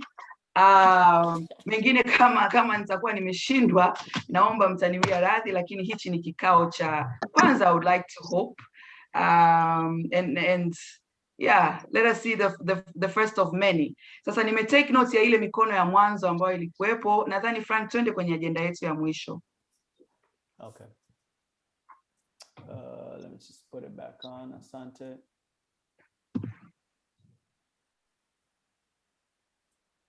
Asante sana mheshimiwa, kwa kweli umetuvumilia na kweli umejibu hoja nyingi sana ambazo watu wameraise, na pia nadhani utazirudia tena katika kuhitimisha, but one thing ambayo wengi tungetaka kujua is sort of like what's next, kwamba hii sera ya diaspora ambayo mheshimiwa waziri amepropose kwamba itatoka kabla ya December 31st mwaka huu, inakuja na sheria ama hiyo ndio first step? Kwanza wanatunga policy alafu baada ya hapo ndio wanatunga sheria, utekelezaji wake utakuwaje? All in all, I guess swali rahisi ni lini nitaenda Tanzania bila visa? I guess that's the sort of like, you know, we need some litmus test ili tujue vipi tunasonga mbele tusonge mbele. Yani kwamba wakituma kule bungeni wakapeleka makabrasha yenye policy, does that mean reality on the ground is going to change? Kwa hiyo labda utusaidie kwa sense of timeline. Na mimi binafsi nimefarijika sana kujaribu kusaidia kuandaa hiki kikao baada ya kutupa hiyo timeline ya kwamba bunge litavunjwa mwisho wa June So we have an opportunity to make one more push kabla ya bunge hili hajaahirishwa. Lakini pia waziri wa mambo ya nje amesema kwamba atawasilisha diaspora policy by the end of the year. Hizi zote ni step nzuri, lakini hazibadilishi necessarily the reality on the ground. So wakati unaenda kwenye hii agenda ya mwisho, if you could just circle back, na sisi itatusaidia kujua tunajipanga vipi kama diaspora kujaribu kufanikisha utekelezaji, because at the end of the day we want change in our experience tunaporudi nyumbani, whether tunapofika tu airport kwamba naweza nikaingia kwenye mstari wa Tanzania, na endapo mmoja wetu anapata dhoruba ya kupotelewa na mzazi wake, ajue kwamba mambo ya kurithi ardhi na kadhalika hayana shida sana. Karibu mheshimiwa, utuendeshe agenda ya mwisho, lakini muda naomba tusizidi 30 minutes. Kwa kweli tumekuwa tukienda. Of course. Nashukuru sana kwa michango mizuri. Sasa hii agenda ya 4 ambayo ndio agenda yetu ya mwisho, I think we can talk about agenda yetu ya hizi ya 3 na ya 4 kwa pamoja. Umeuliza, kwanza ningependa kuclarify kwamba wengi nimesikia wanapenda kurefer, sisi tunakutuma fanya hivi. Hata nawe hapo naona Dr. Minja, naona umesema kwamba one more push before nini. Naomba niweke very clear, hichi kitu nafanya mimi kwa mapenzi yangu binafsi, sio kwa kutumwa ama kwa you know, I just want to make it clear isije ikawa perceived kana kwamba I'm suddenly an agent for diasporas or what not. I am not. I'm purely doing it kwa kuangalia fursa zilizopo kwenye economic contribution kwa kutumia diaspora. Sasa kuhusu what next? Personally, I am very I can say confident kuhusu taking what's possible for now while we build our case for dual citizenship, or if it will be dual citizenship, or if it will not be dual citizenship, etc. Kwa sababu at the moment tunadai kitu lakini bado hatuna, yani justification yake ingekuwa rahisi sana kama tungeanza na special status. Na kwa kuwa nilivyoshauri serikali ndani ya bunge kwamba tuwe na hii sera na baadaye ije na sheria, na mheshimiwa waziri amekubali, that means kwanza tunayo timeline, nikiongea in terms of timeline, tunayo timeline ya sasa mpaka Disemba kuona kama je, sera hii inaweza ikawa tayari au isiwe tayari, itakuwa tayari lini. Lakini in this time frame ina maana sio kwamba diaspora needs to sit and mnasema mnaenda wapi, sijui Malibu ama California ama sijui ni wapi, you're sipping whatever you guys sip. Zanzibar. Kwa sisi tunasema tunaenda Coco Beach kula miogo. Sasa kama whatever ambayo mtafanya katika kurelax, tutambue kwamba bado kuna kazi ya kufanyika, kwa sababu mimi kama nilivyosema mwanzo, ningependa to follow through this agenda. To do that, I need hard evidence to build my justification. Kwa hiyo sasa nawapa nyinyi homework, nisaidieni kupata hii hard evidence ya kuniwezesha mimi kupush zaidi kwa ajili ya uharaka wa sera ambayo itapelekea special state. Hiyo ni kweli. John Limo, naomba usubiri tafadhali. Sidhani kama angekuwa CEO wa Microsoft anaongea ungemkatiza. Thank you very much. Sasa baada ya kusema hivyo, kawaida katika processes za kisera zilivyo, serikali inaandaa sera, inakwenda kwenye mchakato mrefu wa stakeholder consultation. It's a long process. Naweza nikawapa mfano, mimi back in 2010, I think 2011, nilianzisha mchakato Tanzania iwe na sera ya local content kwa ajili ya kuhakikisha kwamba Watanzania wanashiriki kwenye extractive sector. From 2010 or I think 2009, 2010, that process went, ile sera ilikuja kupitishwa na baraza la mawaziri in May 2015. So you can see the amount of time it takes, just to give you a picture. Lakini kwa sababu kumekuwa na commitments ndani ya bunge kwamba by December 2021 sera itakuwa tayari. Sera ikishakuwa tayari, kama ni masuala ya sheria, hiyo ni process nyingine ambapo inamaanisha itakuja ndani ya bunge, which means itakuwa ni mwaka kesho mchakato wake unaenda, lakini at least that will be solid kwamba ni kitu ambacho kinaenda. Na kama mmesubiri miaka 10, 20, 30, 40, kusubiri kidogo nadhani isiwe hoja. Kwa mimi kwa kumalizia, ili tukaribisha hawa mikono ya mwisho, ni kwamba I honestly think let us get the data, let us get the evidence, let us get our priorities correct, let us be aligned within diaspora, let us build our case and start with special status which is there. Lakini mkisema kwamba mnataka kile ambacho kimechukua miaka 10 na bado wakati kiko hapa ambacho tunaweza tukakipata, hiyo nawaachia nyinyi. Sasa nadhani Frank, you can try and manage mikono iliyokuwepo. Ni mikono yote iko. I'm gonna write kwenye chat ambayo mikono ilikuwepo kabla. It's gonna be just those people. Kuna Pastor, kuna so John, as much kuwa na watu ambao kuna Said Chambuso. So I have a Pastor Mwambola, and then John Limo, John Mbwana, Gracious Msuya, Saidi Chambuso. Andika hapo kuna Saidi, Lunda Asmani. No, wale ambao walishachangia naomba wataacha ambao hawajachangia please. Let's get 10. Kwa hiyo Emily 10 alishachangia, namshusha mkono. Diaspora alishachangia. Mimi mzee Kaijage nataka kuchangia, lakini sina mahali pa kupandisha mkono. Karibu basi mzee, tuanze na wewe mzee. Okay, asante sana. 2 minutes and then I'll collect. So guys, I've taken a picture, no more hands after those zilizomo pale. Mimi mzee Eustace, Mimi mzee Eustace Leonard Kaijage, nimeishi hapa ughaibuni kwa muda mrefu sana, maybe more than 40 years. Na nilifanya kazi kwa muda mrefu pale Dar es Salaam, na natokea Busimbe village Bukoba mjini. Sasa I think the big agenda ni hadhi maalum. That is the low hanging fruit, na namshukuru mheshimiwa, she's on the right track. La pili, for your information, Zanzibar nafikiri wamekwisha pitisha sheria ya hadhi maalum Zanzibar, maybe sometime last year. Hipo. Sasa labda kuichunguza hiyo na kuona jinsi tunaweza kuiboresha na kuextend for the rest of Tanzania. Lakini Zanzibar wamekwisha pitisha sheria ya kuwapa Wazanzibari hadhi maalum. Asante sana, nimalizia hapo. Asante sana. Mheshimiwa, unaweza kujibu hilo haraka, maana lilikuwa raised na ukasema pia unge respond sera ya Zanzibar. Kwenye hilo, kwenye swala hili sio swala la muungano. Kwa hiyo mimi ningependa nijibu kwamba sio swala la muungano. Naomba tuendelee.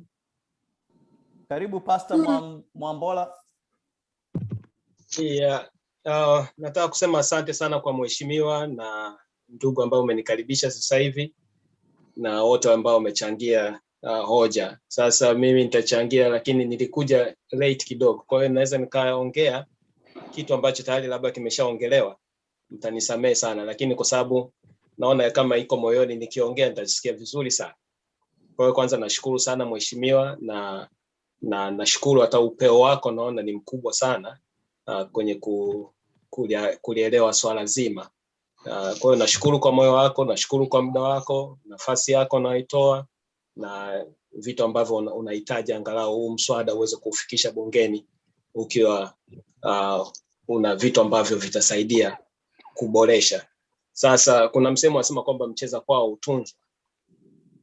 Na kusema kweli, licha kwamba tuko huku nje ugaibuni, lakini bado ile hali ya Utanzania ipo na mtu hawezi kuitoa. Unaona? Makaratasi na kusaini haiwezi kutoa Utanzania.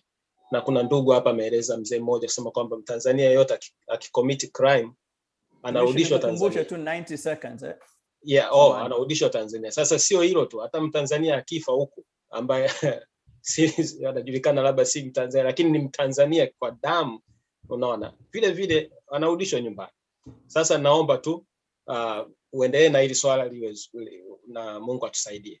Ningependa vile vile kama kuna uwezekano ukaandaa questionnaire, unaona, ambayo itakuwa labda itawekwa kwenye website, Unaona kama inaweza katengenezwa website nzuri kwa ajili ya kuwekwa mswada huo, na vile vile hiyo questionnaire na watu kuweza kujibu. Nafikiri vile vile unaweza kupata maoni mengi ya watu ambao inaweza kachukua kwa miezi 2-3, tukawaelekeza watu wengi kupitia kwenye magrupu yetu huku, kwamba kila mmoja aelekee kule akaseme hoja yake. Kwa hiyo nafikiri utapata a lot of information, na vile vile kuangalia katika hiyo questionnaire advantage na disadvantage za dual nationality ni muhimu sana. Pointi nyingine ni kuangalia ni kitu gani hasa ambacho kinasababisha kuzuia dual nationality. Unaona hiyo ni muhimu sana kuiangalia. Alafu cha mwisho nafikiri ni hayo tu kwa sasa, na ninashukuru sana kwa yote ambayo unayafanya. Asante sana. Asante mtumishi. Next one, John Limo, karibu. 2 minutes. Frank samani, kule kwenye chat nilikupa majina ya wale ambao kwa hiyo utaangalia pale, but I just want to quickly clarify. Yeah, John Limo ni next.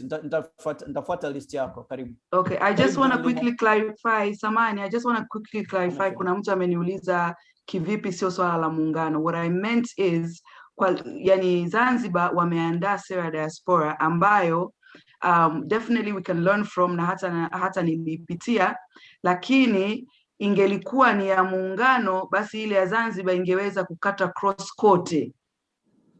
Kwa hiyo that particular policy is for Zanzibar. Yep. What we are talking about now is for Tanzania. Kwa I just wanted to clarify that in case nimekuwa misunderstood or misquoted. Basi Frank, endelea. Karibu John Limo, uko mute. Asante sana Dr. Frank Minja. Nasikika jamani au? Unasikika, karibu. Asante sana. Nakushukuru sana Mheshimiwa Mbunge kwa organize hii meeting na Dr. Frank Minja, Dr. Osman Maganga kwa kuhamasisha. Mimi naitwa John Juma Limo, niko hapa Manchester, UK. Naomba niseme samahani, nimeingia late kidogo kwa sababu linki tuliotumiwa kidogo ilinipa matatizo. Nikaona kwamba basi hii ni basi, lakini Grace alipotuma hii mambo ya Zoom nini ndo nikaingia. Labda mengi ameshazungumza ambao nataka nizungumze, lakini naomba niseme kitu kimoja. Nimesikia hapa ndugu mbunge umezungumzia kuna mambo mawili. Moja ni kwamba chuki iliyokuwepo kati ya diaspora na nyumbani. Hii imekuwa ni coinatis, na nikueleze kweli, kwa mimi binafsi ni quantity surveyor, niko kwenye Tanzania Engineer Diaspora, wenzangu tunaishi pamoja, lakini vile vile ni muumini sana wa siasa na Chama cha Mapinduzi, na moja ya kazi yangu ilivyokuwa hapa, nafikiri umeshasikia CCM UK, mimi nilikuwa katibu wa uchumi na fedha wa pili wa CCM UK, na nilifanya mengi sana kuboresha na Mheshimiwa John, I need to make it samani ndugu yangu, una dakika 2 tu. Ndio, dakika ni chache sana. Dakika 2, na ningeomba tusiingize connotations za politics kwa sababu we've tried as much as possible kufanya mjadala wetu non-political. Ndio. Asante. Kitu kimoja ndugu mbunge umekizungumzia kuhusu chuki kati ya diaspora na non-diaspora, lakini nafikiri hiyo ilikuwa ni conatis, na mimi napenda tushirikiane pamoja ili tuiondoe hiyo dhana ya kwamba sisi na wao, na hapo ndipo tutakapoanzia, kwa sababu kusema kweli hii kitu ya diaspora ilianzia wakati wa bunge la katiba. Kabla hapo diaspora na ndugu yangu you are giving us history. Naomba niseme kitu. Muda. Basi malizia your main point. What are you saying? My main point ni kwamba hii kitu what we say is tuna pray kwamba ifanyike, lakini haitafanyika kutokana na kwamba kuna chuki tayari. Kama ulivyosema, diaspora and non-diaspora, whatever we're gonna do, it will be there. Tunajitahidi sana, na nyumbani tunajitahidi sana, na mimi niko nyumbani sana. Mimi sina next. Sina kwamba ni citizen wa UK no. Bado ni Tanzania. Asante kaka John. Asante kaka John. Hamna shida. Naomba kumkaribisha Saidi Chambuso please, 2 minutes. Saidi Chambuso. Nashukuru Dr. Minja. Mimi nachotaka kuzungumza, nataka nimshukuru mheshimiwa kutoka moyoni mwake kuamua kuivaa hii issue ya diaspora na kuanza kuizungumzia. Diaspora siku zote tulikuwa hatuna mtu bungeni ambaye anaweza akarepresent mada zetu. Sasa tumempata mtu, tunatakiwa tumshukuru na tumsaidie sana ili yeye apate kufanikiwa, na kufanikiwa kwake ndio kufanikiwa kwetu. Kwa hiyo tuwe respectful na tumpe ushirikiano mkubwa sana. Hayo tu ndo ya kwangu mheshimiwa Minji. Asante sana Saidi kwa kuturudishia muda na kwa kumshukuru mheshimiwa. Karibu Dominic. I hope sasa nasikika eh? Yeah, tunakusikia vizuri dakika mbili. Samahani wakati last time ni nani ya kinani ya kiteknolojia, ingawaje mimi ni engineer na pia ndaomba samahani kama sina video nani. Last time nitaka kuongelea kuhusu uwekezaji, kwa hiyo nisipata nafasi, kwa hiyo nitajaribu kufupisha haraka sana. Na mimi nataka niende practical, nisiende theoretical nani. Kwa hiyo nilikuwa naomba kuuliza just something practically. Mheshimiwa umesema kwamba mbunge kwamba watu tunawekeza hela Tanzania tunapoteza kwa kufuata taratibu zile sahihi. Sasa natoa mfano, mimi nachukua hapa Ujerumani dola 10,000, naenda na invest na ndugu yangu, tunafanya kampuni. Sasa je, mimi ni kama sio mwekezaji, akileta mzungu ni mwekezaji lakini mimi sio mwekezaji. Sasa hapo naweza kufanyaje kwamba zile hela, ile investment ambayo nimeleta mimi iende kwa mtiririko ambao ni sawa? Of course unasema kwamba tufuate taratibu, lakini sasa that's how we have been working. Tumekuwa tukipeleka hela wote, tunafanya miradi. Sasa naomba ambapo kupata jibu, kama utakuwa una jibu sasa hivi, basi naomba uichukue kama homework, sababu ningependa kujua mtu akiinvest ambaye ameinvest hela, let's say chukua hizo 10,000 euro, tumefanya mradi, tumefanya kampuni. Sasa hiyo itakuwaje? Mimi nitakuwaje kwa ile hela kutambulika na kiserikali na kupata unafuu katika tax na kujulikana kwamba ni investment. Nilikuwa naomba hiyo. Asante sana kaka Dominic. Lakini nilikuwa naomba pia kuna kusave chat hiyo. Nimeshinda kuisave chat, naomba chat kuisave. Chat naomba kuisave. Naomba mheshimiwa kama ujue uende uchukue kama homework. Asante. Kama shida. Karibu kaka George Stanley, naona mbunge amekupendelea, karibu tena 2 minutes. Asante sana Dr. Minja, asante sana mheshimiwa mbunge. Mheshimiwa mbunge, kilipo chama serikali ipo, ilipo serikali chama kipo. Uko hapa kwa sababu umepewa dhamana ya kuwakilisha wananchi wako. Wewe ni public servant, ni mtumishi wao umma. Unatumikia sisi wananchi. Tunakupenda mno, umepoteza muda wako mwingi kujenga na kubeba hoja yetu ya diaspora. Ni jambo gumu sana. Tunashukuru. Kuna mambo mawili ambayo yamejitokeza. Mimi ni katibu mwenezi wa chama. Hatujengi hoja za chama, hatutetei chama, tunatetea maslahi mapana ya wananchi wetu. Umejaribu kutulinda, lakini umetumia hoja kwamba mimi. Hiyo sio sahihi. Tunatambua na tunaheshimu. Umetukataza na umetukanya kwa ofisi yako tusitumie emotion. Lakini hii mijadala nafikiri tutahitaji kurudi. Watu ambao wamewakilisha hoja wengi ni special interest. Tumesikia kwamba kuna maengineer, kuna chama cha madaktari, kuna hawa na wale. Diaspora ina mawanda mapana sana na michango yetu wote ni mipana mno. Tutahitaji kuweza kuratibu madodoso ya hizi hoja ambazo zimebebwa. Lakini hatuwezi kwenda kusema kwamba tuwe na special status wakati kuna grupu jingine ambalo they believe diligently and they're willing to put down their life na life ya watoto wao na future ya maisha yao kuhakikisha kwamba special status na Ulaya pacha na special status hiyo hadhi maalum. Tuende kwa tahadhari sana, kwa sababu tusipoweza kuencapsulate mawazo na maoni, however tumesigishana, tutakuwa tunafunika moto ambao bado unafukuta chini.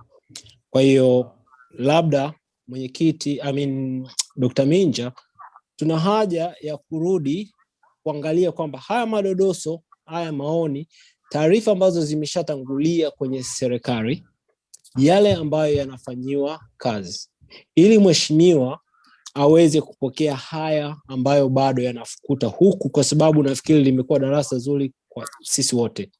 Lakini hatuwezi kuepuka ajenda ya uchumi kwa diaspora, whether tuna special status au la ya patch. Lazima tujadili ajenda ya uchumi ambao ndio ulikuwa wito wa mheshimiwa mbunge. Niache hapo, asante. Asante kaka George, na kushukuru. Karibu dada Christine.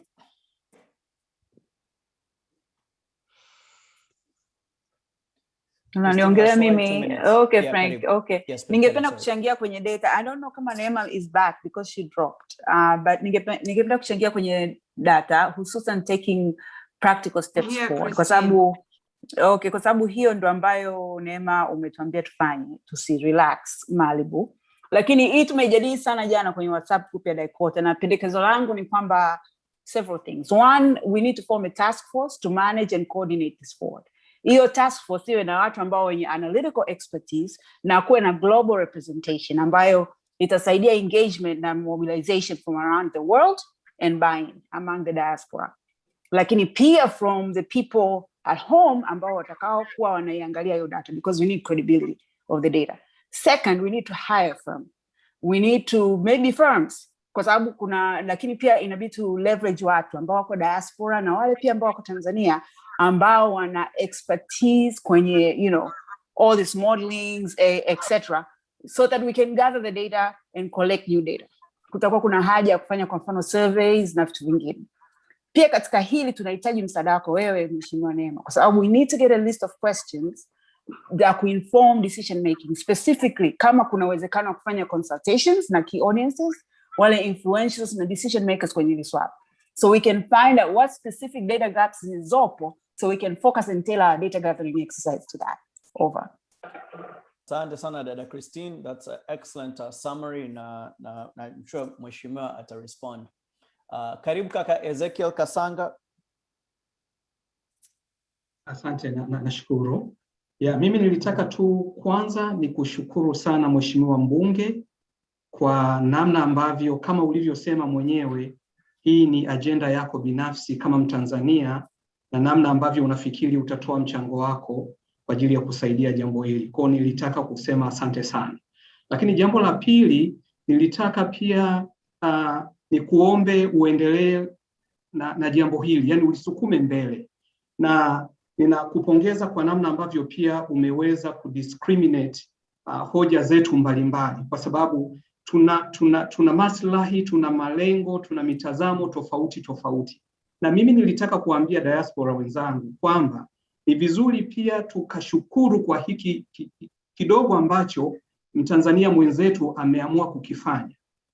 Na mwisho nilitaka kusema kwamba nafikiri hii special status inafaa kwa kuanzia kuliko kukosa kabisa, na naamini kwamba itafungua mjadala. Kama kwa muda mrefu na jitihada zilizofanyika bado hazikuweza kuzaa matunda, kupata kitu chochote ambacho ni tangible, tunaweza tukasema sasa tunacho. Mimi nafikiri special status itatusaidia kufungua mjadala na kusonga mbele, kwamba kwa hiki tulicho nacho tunaweza sasa kufikiri kwa nini tusiende kwenye uraia pacha, kwa nini tusiongeze labda kipengele fulani ambacho kitaweza kutusaidia. Kwa bwana, mimi nachoweza kusema asante na usituchoke. Asante kwa kutuvumilia, lakini kazi yako ni njema na tutakuombea pia kwa Mungu ili uweze kufanikiwa kwa maslahi mapana ya sisi wa Tanzania tulioko nje, lakini pia kwa ajili ya mustakabali mzima wa nchi yetu. Asante sana kaka Ezekiel. Karibu dada Asha Nyang'anyi. Asante. Mimi kwa jina naitwa Asha Nyang'anyi, mwenyekiti wa bodi ya Daikota. Kwanza nataka nimshukuru mheshimiwa na utuvumilie diaspora, ndo sisi. Kikubwa ninachotaka kuwakumbusha na diaspora wenzangu, nitaongezea hapa aliposema Tina kwamba about having the real data. While you're waiting for that to happen, we have to make sure we're creating our own story. Whatever you do in Tanzania, pay a visit at Diaspora Desk, give them the report what you're doing. That's the best you could do. Angalau watakuwa na taarifa zetu ambazo tunafanya vitu gani Tanzania. So don't stay away from them. They have created those offices for us. They are there to attend to us. So now get in difficulties, go there and omba msaada, ndio wamewekwa pale kwa ajili yetu. Na pia itaonyesha jinsi gani engagement yetu iliyopo Tanzania kama Watanzania ambao tunaishi nchi za nje. Ni hilo tu. Asanteni sana. Asante sana dada Asha, na kushukuru. Karibu Kakalunda. Asante sana Frank, na asante kwa kuongoza kikao kizuri.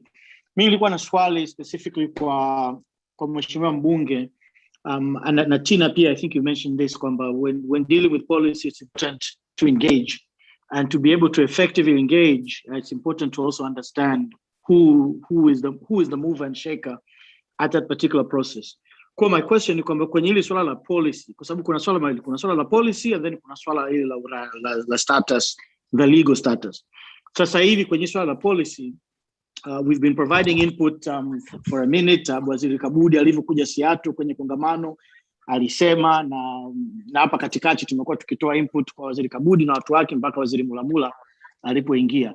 So my question is, ili hii policy iweze kufanikiwa by December 31st, ambayo ni tofauti na sheria, who is it that we should engage? Na Mheshimiwa Neema, who is it that you are engaging with in order hii policy iweze kuwa reality by December 31st, understanding kwamba policy sio raia pacha wala sio special status, ni kitu tofauti. Asante Kakalunda. I'm sure Mheshimiwa atajibu hoja. Karibu John Mbwana.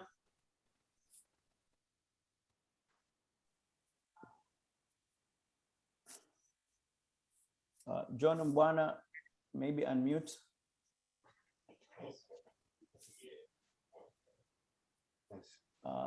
Kama John Mbwana uko mute, unmute please. Nipo, mnanisikia? Yeah, tunakusikia. Karibu. 2 minutes. Hai. Nilikuwa nafikiria natupwa nje ya mageti. Okay. Sasa bana, mimi nilianza kusema kwamba mimi ni John Mbwana, niko upstate New York na niko kwenye kundi la engineers. This is how I got into this. Ngoja nifupishe comments zangu ni comments actually na maombi rather than maswali. Comment ya kwanza ni kumshukuru Mheshimiwa Lugangira kwa kuichukua hii kama hoja yake maalum bungeni na kutafuta ufafanuzi wa haya mambo ya watu wa diaspora. Lakini pia nimshukuru sana kwa sababu katika kipindi kifupi cha huu mkutano nimemuona amesummarize hoja zote zilizotolewa na wachangiaji na akatuelezea hizo hoja. That is a very good ishara ya good leadership. Kwa hiyo namwamini kabisa dada Neema Lugangira kwamba she's organized. Lakini cha tatu ninachotaka kusema, hello? Endelea. Mnanisikia? Okay. Cha tatu nilichotaka kusema, na hii nilikuwa na directly kwa Dr. Minja na Dr. Maganga, ni kwamba Mheshimiwa Lugangira alichokisummarize ni kitu ambacho kimezungumzwa katika kikao hiki cha Zoom. Kuna watu chungu mzima niliwasikia wakitaka kuchangia, na saa nyingine walikuwa na michango mizuri, lakini walikuwa hawajui namna ya encapsulate kwenye labda sentence moja ambayo tumeimiss. Sasa msije mkanipiga marungu Dr. Minja na Maganga. Nawapa mimi task ya kuona njia gani mnaweza mkacollect comments za watu wote walioshiriki kwenye hiki kikao ambazo hazikuwa captured na summary ya Mama Lugangira. See, this input actually in fact zile pamoja na alizo collect Mama Lugangira zinaweza zikawa ni summary ya mkutano huu na kumpa Mama Lugangira kama dondoo za kuzifanyia kazi. Anaweza akasema hiki hakiwezekani, nitapeleka hiki, lakini at least aweze kucollect sio tu zile alizozisikia kwenye huu mkutano, lakini za watu wote ambao wameshiriki kwenye huu mkutano lakini wameshindwa kuchangia. Labda niache hapo tu nisije nikafukuzwa kwa muda. Karibu sana, asante bwana John kwa huo mchango. Nampa homework ya Dr. Maganga. But we are going to save the transcript ya chat na tunaweza tukaisave actually and share via PDF kwenye mitandao mbalimbali. Na recording tayari iko kwenye YouTube, so that should be there as well. Karibu kaka Gracious Msuya, tunaelekea mwisho. Karibu 2 minutes. Asante sana Dr. Minja. Mimi Gracious Msuya niko Minnesota hapa US. Napenda sitoi hoja mpya tu, nataka tu kutoa shukrani kwa mbunge Dr. Neema kwa kukubali kukutana na sisi na kwa shughuli ambayo umeifanya toka ulivyotoa hotuba yako bungeni, na tumeona jinsi ambavyo imekuwa chachu mpaka waziri amejibu na sasa hivi tuna matumaini. Kwa hiyo napenda kushukuru sana na kukupa moyo tu kwamba usikate tamaa. Shughuli ndio hii, watu ni wengi, mawazo ni mengi, lakini tunayachambua hivyo, usikate tamaa, tutakwenda pamoja na wewe. Napenda kuwashukuru wote wana Diaspora kwa kutoa mawazo yenu, na sisi vile vile tusikate tamaa na tuwe positive. Sababu hata mwanzoni mimi nilikuwa nasema lazima dual citizenship ndio hiyo ya kwanza, lakini sasa hivi I've turned my mind around in the last 2 maybe a month. Kwamba ni vizuri kwamba tuanze na special status, kwa sababu tukipata hiyo inakuwa inatupa sisi a place at the table, kwa sababu hata baadaye unakuja kuzungumzia mambo ya dual citizenship tayari uko mezani. Uwezo ukafukuzwa tayari uko mezani, kwa hiyo inakuwa ni step towards that. Kwa hiyo wote tuliopo tuna mawazo tofauti, tusione kwamba is this versus this, it's not against this, kwamba this is a step, wote tunakwenda pamoja. We may not get everything that we want right away, like this is the best way I believe kuanza na sasa hivi, na mazingira nafikiri nyumbani yako sahihi. Kwa hiyo asanteni sana, tuendelee kuwa positive na tuangalie tunavyoambiwa kwamba tutoe mawazo, tujitahidi kuwa positive na vile vile action. Leo na kesho tunaweza tukaambiwa labda tutoe michango labda ya kifedha au michango mingine ya kutafuta data na nini. Kila mtu ajishughulishe, tuweze kuhakikisha kwamba tunampatia data za kutosha mbunge wetu pamoja na wengine wote ambao watakuwa wanashirikia swala hilo nyumbani. Ni hayo tu, asanteni sana wote kwa michango yenu. Narudisha kwa Dr. Minja. Asante kaka Gracious. Naomba tuna iPhone MK and then George Ndibalema. Kwa hiyo iPhone, I don't know kwa jina ni nani, karibu iPhone, unmute, 2 minutes.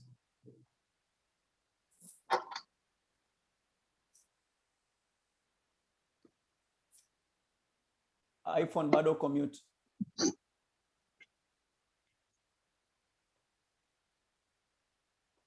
Karibu. Asante. Mimi naitwa Lea na ninapenda kuchukua nafasi hii kumshukuru sana Mheshimiwa Neema kwa muda wake na kuweza kubeba maono haya kwa ajili yetu, na hiyo ni hali ya upendo wa kipekee kabisa. Na ningependa tu kuchangia kwamba haya mambo mengi ambayo tumeongea ni mazuri sana, na ningependa labda tujaribu kuangalia jinsi gani tunaweza tukaunda kama team ambayo itaweza kusaidiana na mheshimiwa. Na mimi najua mheshimiwa anapenda labda abebe hiyo bendera, lakini pia ningependa pia vizuri kama tungeweza kuwa na team ambayo itaweza kujadili haya yote ambayo yamefanyika na yakawa katika one document, na yakawa na mwendelezo wa mambo mengine kama vipindi vingine ambavyo tutakutana tena, na labda tupate pia an independent agency ambaye ataweza kuandika au kutayarisha hii document, au ataweza kutayarisha maoni ya watu wote ambao wako, kwa sababu mimi naamini kabisa kuna watu wa aina mbalimbali katika walioko nje ya nyumbani. Kwa mfano tu nikikupa mfano mmoja, kwa mfano wa mama, kuna wamama wengi wako huku na wanafanya kazi sana na wanawalea watoto katika hali ambayo ni ngumu sana, na bado wanachangia sana mambo nyumbani. Lakini naamini pia mawazo yao yanaweza yakawa tofauti sana na professionals ambao labda wako kwenye committed na mambo ya kazi au na vitu kama hivyo, au wako kwenye institutions ambazo ziko represented hapa. Kwa hiyo mimi nilikuwa naomba yani hata tukiweza tunaweza tukaja tukachanga huyo independent person akachaguliwa au akateuliwa au akatafutwa akaandaa hiki kitu. Huo ndo ulikuwa mchango wangu. Asante sana mheshimiwa. Asante Lea, na kushukuru kwa kuzingatia muda. Naomba nimkaribishe MK na George Ndibalema jitayarishe pia. Karibu MK, uko mute. MK, karibu. Habari ndugu zangu, mimi naitwa Mustafa Muzamil. Nipo sorry. Endelea, karibu. Kwa sababu asante. Okay. Naishi Minnesota, US. Kwanza napenda kuwashukuru mheshimiwa mbunge kwa kuingilia katika swala hili. Tunashukuru bwana Frank Minja na wote ambao wamechangia. Mimi mchango wangu pia napenda kuecho ambacho kimeshasema kama njia ya msisitizo tu. Kama mheshimiwa mbunge alivyosema, let's aim for the low hanging fruits kwanza, kwa sababu hiyo inatusaidia kuingia katika table. Na kitu kimoja ambacho kikubwa itakachotusaidia itatusaidia actually kuingia na kuweza kuinvest kwa amani. Kwa hiyo ni njia ambayo inakuwa ni very pragmatic. Sababu let's be pragmatic here first. Kwa sababu kabla hatujataka mambo makubwa kama dual citizenship, tunahitaji ushahidi, na ushahidi tukiwa na kama status ambaye inatuwezesha kuinvest nyumbani kwa amani. Baadaye hiyo inaweza kutupa ushahidi, okay, tumefanya hiki na hiki na hiki. Kwa hiyo una kitu thabiti cha kusimamia, yani ambacho kitakusaidia kumove forward. Kwa hiyo napenda nisisitize hilo. Tukubaliane, tuwe na sauti moja, actually ndio itafanya mambo ya rahisi. So kama tunakuwa na sauti hii, mwingine na sauti hii, ina cause confusion. Kwa hiyo inaweza karibu uwezo wetu wa kufikia malengo ambayo tunataka kufikia. Kwa hiyo nashukuru again kwa kuorganize hiki kitu, na napendelea organize na siku nyingine ili tuendelee na mdahalo huu mpaka tufikie malengo tunayotaka. Asante.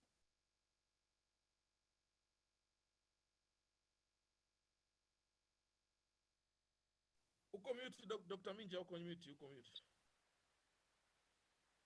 Mheshimiwa, uko mute. Sorry about that. Karibu George Ndibalema, last comments 2 minutes. Karibu George. Okay, asante Dr. Minja. Thank you very much. Nimefurahi kwa sababu mara nyingi hii mara ya pili nakosa nafasi ya kuweza kuongea, japo nakuwa nanufaika na maongezi ya watu wengi ambao wanapata nafasi. Kwanza kabisa napenda kumshukuru mdogo wangu Mheshimiwa Lugangira. Naona juhudi zake au juhudi zako ni kubwa sana, na kwa sababu mambo mengi yameshaongelewa siwezi kurudia tena. Kitu ambacho naweza nikasema kwamba watu wengi walikuwa nafikiria labda vile vitu ambavyo vimetokea labda miaka 10 iliyopita ama nini, tulikuwa tunani. So we have to remember, they say that the past is gone in non-existence, so the future is fictional, nobody knows. Kwa hiyo the only time that is real is the present. That means right now is what we truly have. Kwa hiyo tutumie hii opportunity ambayo tumeipata kuwa kwanza na mbunge ambaye ana exposure kubwa, na tukampata waziri ambaye naye ana exposure kubwa, na yeye ameyaishi haya maisha yote, au wote wawili wameyaishi hayo maisha kuishi ughaibuni. Kwa hiyo tutumie hiyo a golden opportunity, na wakati huo tujaribu. So my friend, when you are trying to reflect what has transpired today, let us think about how individuals we can be part of building our gorgeous Tanzania. Mbarikiwe sana. Asante sana kaka George, ending on a positive note. Mheshimiwa, kwa kweli yani nakushukuru. This is 3 hours and counting. Kwa hiyo uwanja ni wako, tufungie at least for today, na labda utupe ahadi lini tena huenda tukakutana tena. Kama unavyojua haya maongezi ni marefu, hatujamaliza, lakini wengi wametoa a lot of points ambazo hopefully tunaweza tukapata some way forward. Karibu Mheshimiwa Neema. Nashukuru sana, and nadhani tumejitahidi ku accommodate hata na michango. Najua muda ulikuwa mchache kwa sababu this is the first time we are having this this engagement. I would like to conclude kwanza kabisa kwa kusema ninavyo promote special status.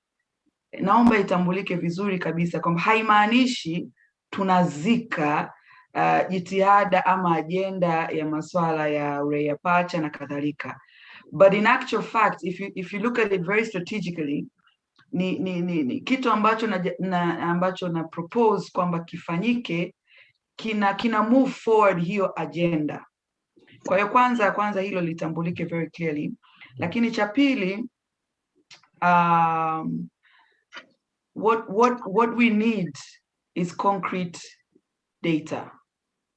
Concrete data to build our justification. Na michango mizuri sana ambayo imetolewa, pengine zifanyike studies, comparison, etc. Investments zinazoenda Kenya badala kuja huku.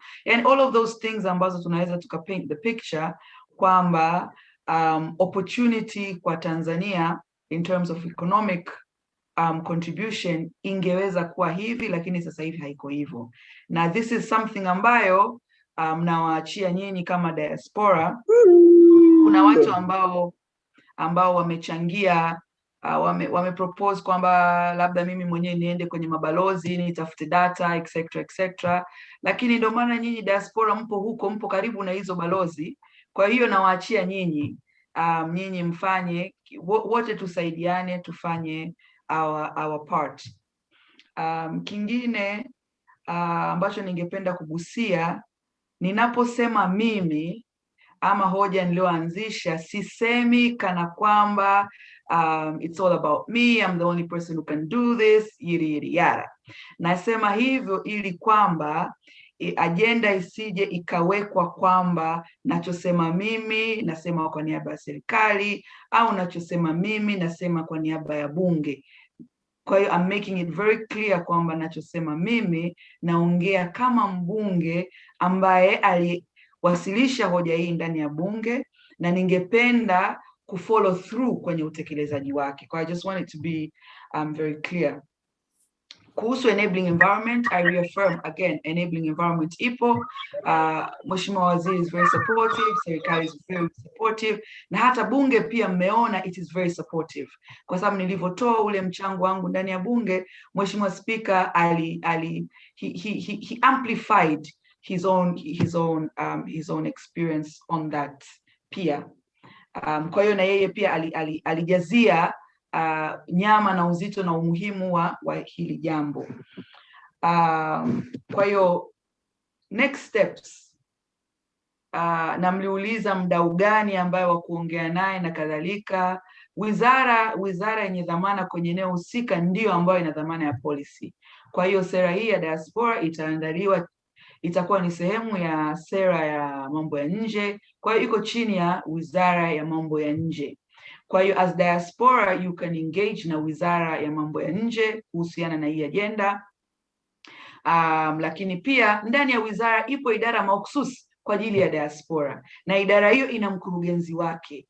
Kwa hiyo enabling environment ipo, ni nyinyi tu sasa jinsi ya kuitumia. Lakini kwenda kuengage wizara ikiwa you have not packaged your story vizuri, nayo inaweza ikafifisha ile justification. Kwa hiyo I would very much highly recommend kwamba let us get our story together, let's get our act together, let us be aligned, let us be very clear about mchango wetu na potential mchango wetu, ili hata diaspora mtakapo engage idara ya diaspora ambayo iko pale kwenye wizara ya mambo ya nje, na nyinyi pia mtakuwa mna solid argument. Kwa hiyo by doing so, kwenye policy advocacy, different moving blocks advocate for the same thing ili kifike mwishoni. Mimi kama mbunge nitafanya upande wangu, nyinyi kama diaspora mtafanya upande wenu, wengine watafanya upande wao. It's all efforts towards the same thing. Kuhusiana who am I engaging, that is for me. One of the people I'm engaging is diaspora. Kwa having said that, nawashukuru sana. Kuhusiana na next meeting, I think I leave that up to you, diaspora. Our biggest homework is having data, and knowing that the timeline we have about 6 months to December, probably na masikukuu yenu ya huko na nini, labda inabakiza miezi 4-3, I don't know. Kwa hiyo mna muda mfupi wa kusaidiana kupata hii justification. Na hii justification haipaswi kuwa just ya US. Kuna US, kuna UK, kuna Europe, kuna Australia, kuna China, kuna wapi. You know, how can we get ile the bigger picture? Na I truly liked the fact ya kwamba wako wa Tanzania ambao wameamua kuinvest Kenya badala kuinvest huku. I think that can also bring out a lot of things. Mimi kwa upande wangu kama mbunge nitaendelea kubeba agenda hii, nitaibeba agenda hii kwa sababu ni agenda yangu mimi mwenyewe. It's one of my priority agendas, etc. Kuna watu kwenye chat wanasema data zipo, kama zipo wote kwa pamoja mzikusanye, package them in a language easy to understand, easy to, you know, cross check and what not. Mi baada ya kusema hayo nawashukuruni sana. And I think I deserve a cold orange juice. Need some makofi. Nawashukuru sana. Asanteni sana. Well done. Good job. Thank you so much. One standing ovation. Give it to Pasha. Kabla hajaondoka mbunge na moja, mheshimiwa Dokta kwa mbunge. Naomba kuhitimisha, tumeweka kwenye linki hapo link ya Dakota Village Telegram. That is a wide open group. Wahitaji kuwa member wa Dakota. Kwa wale ambao watataka kuendeleza mazungumzo wataingia kule. I will just warn you kwamba hilo group is not really being moderated. Kwa hiyo, you know, ingia at your own time, at your own risk. Lakini ni njia mojawapo ya ku keep this conversation going. Okay guys, mimi naomba niwaage na washukuru sana. Asante mheshimiwa. We love you. We love you so very much. You've been amazing. Asante. And here's my juice. You are just brilliant. You need it. You are just brilliant. Thank you very much. Hi,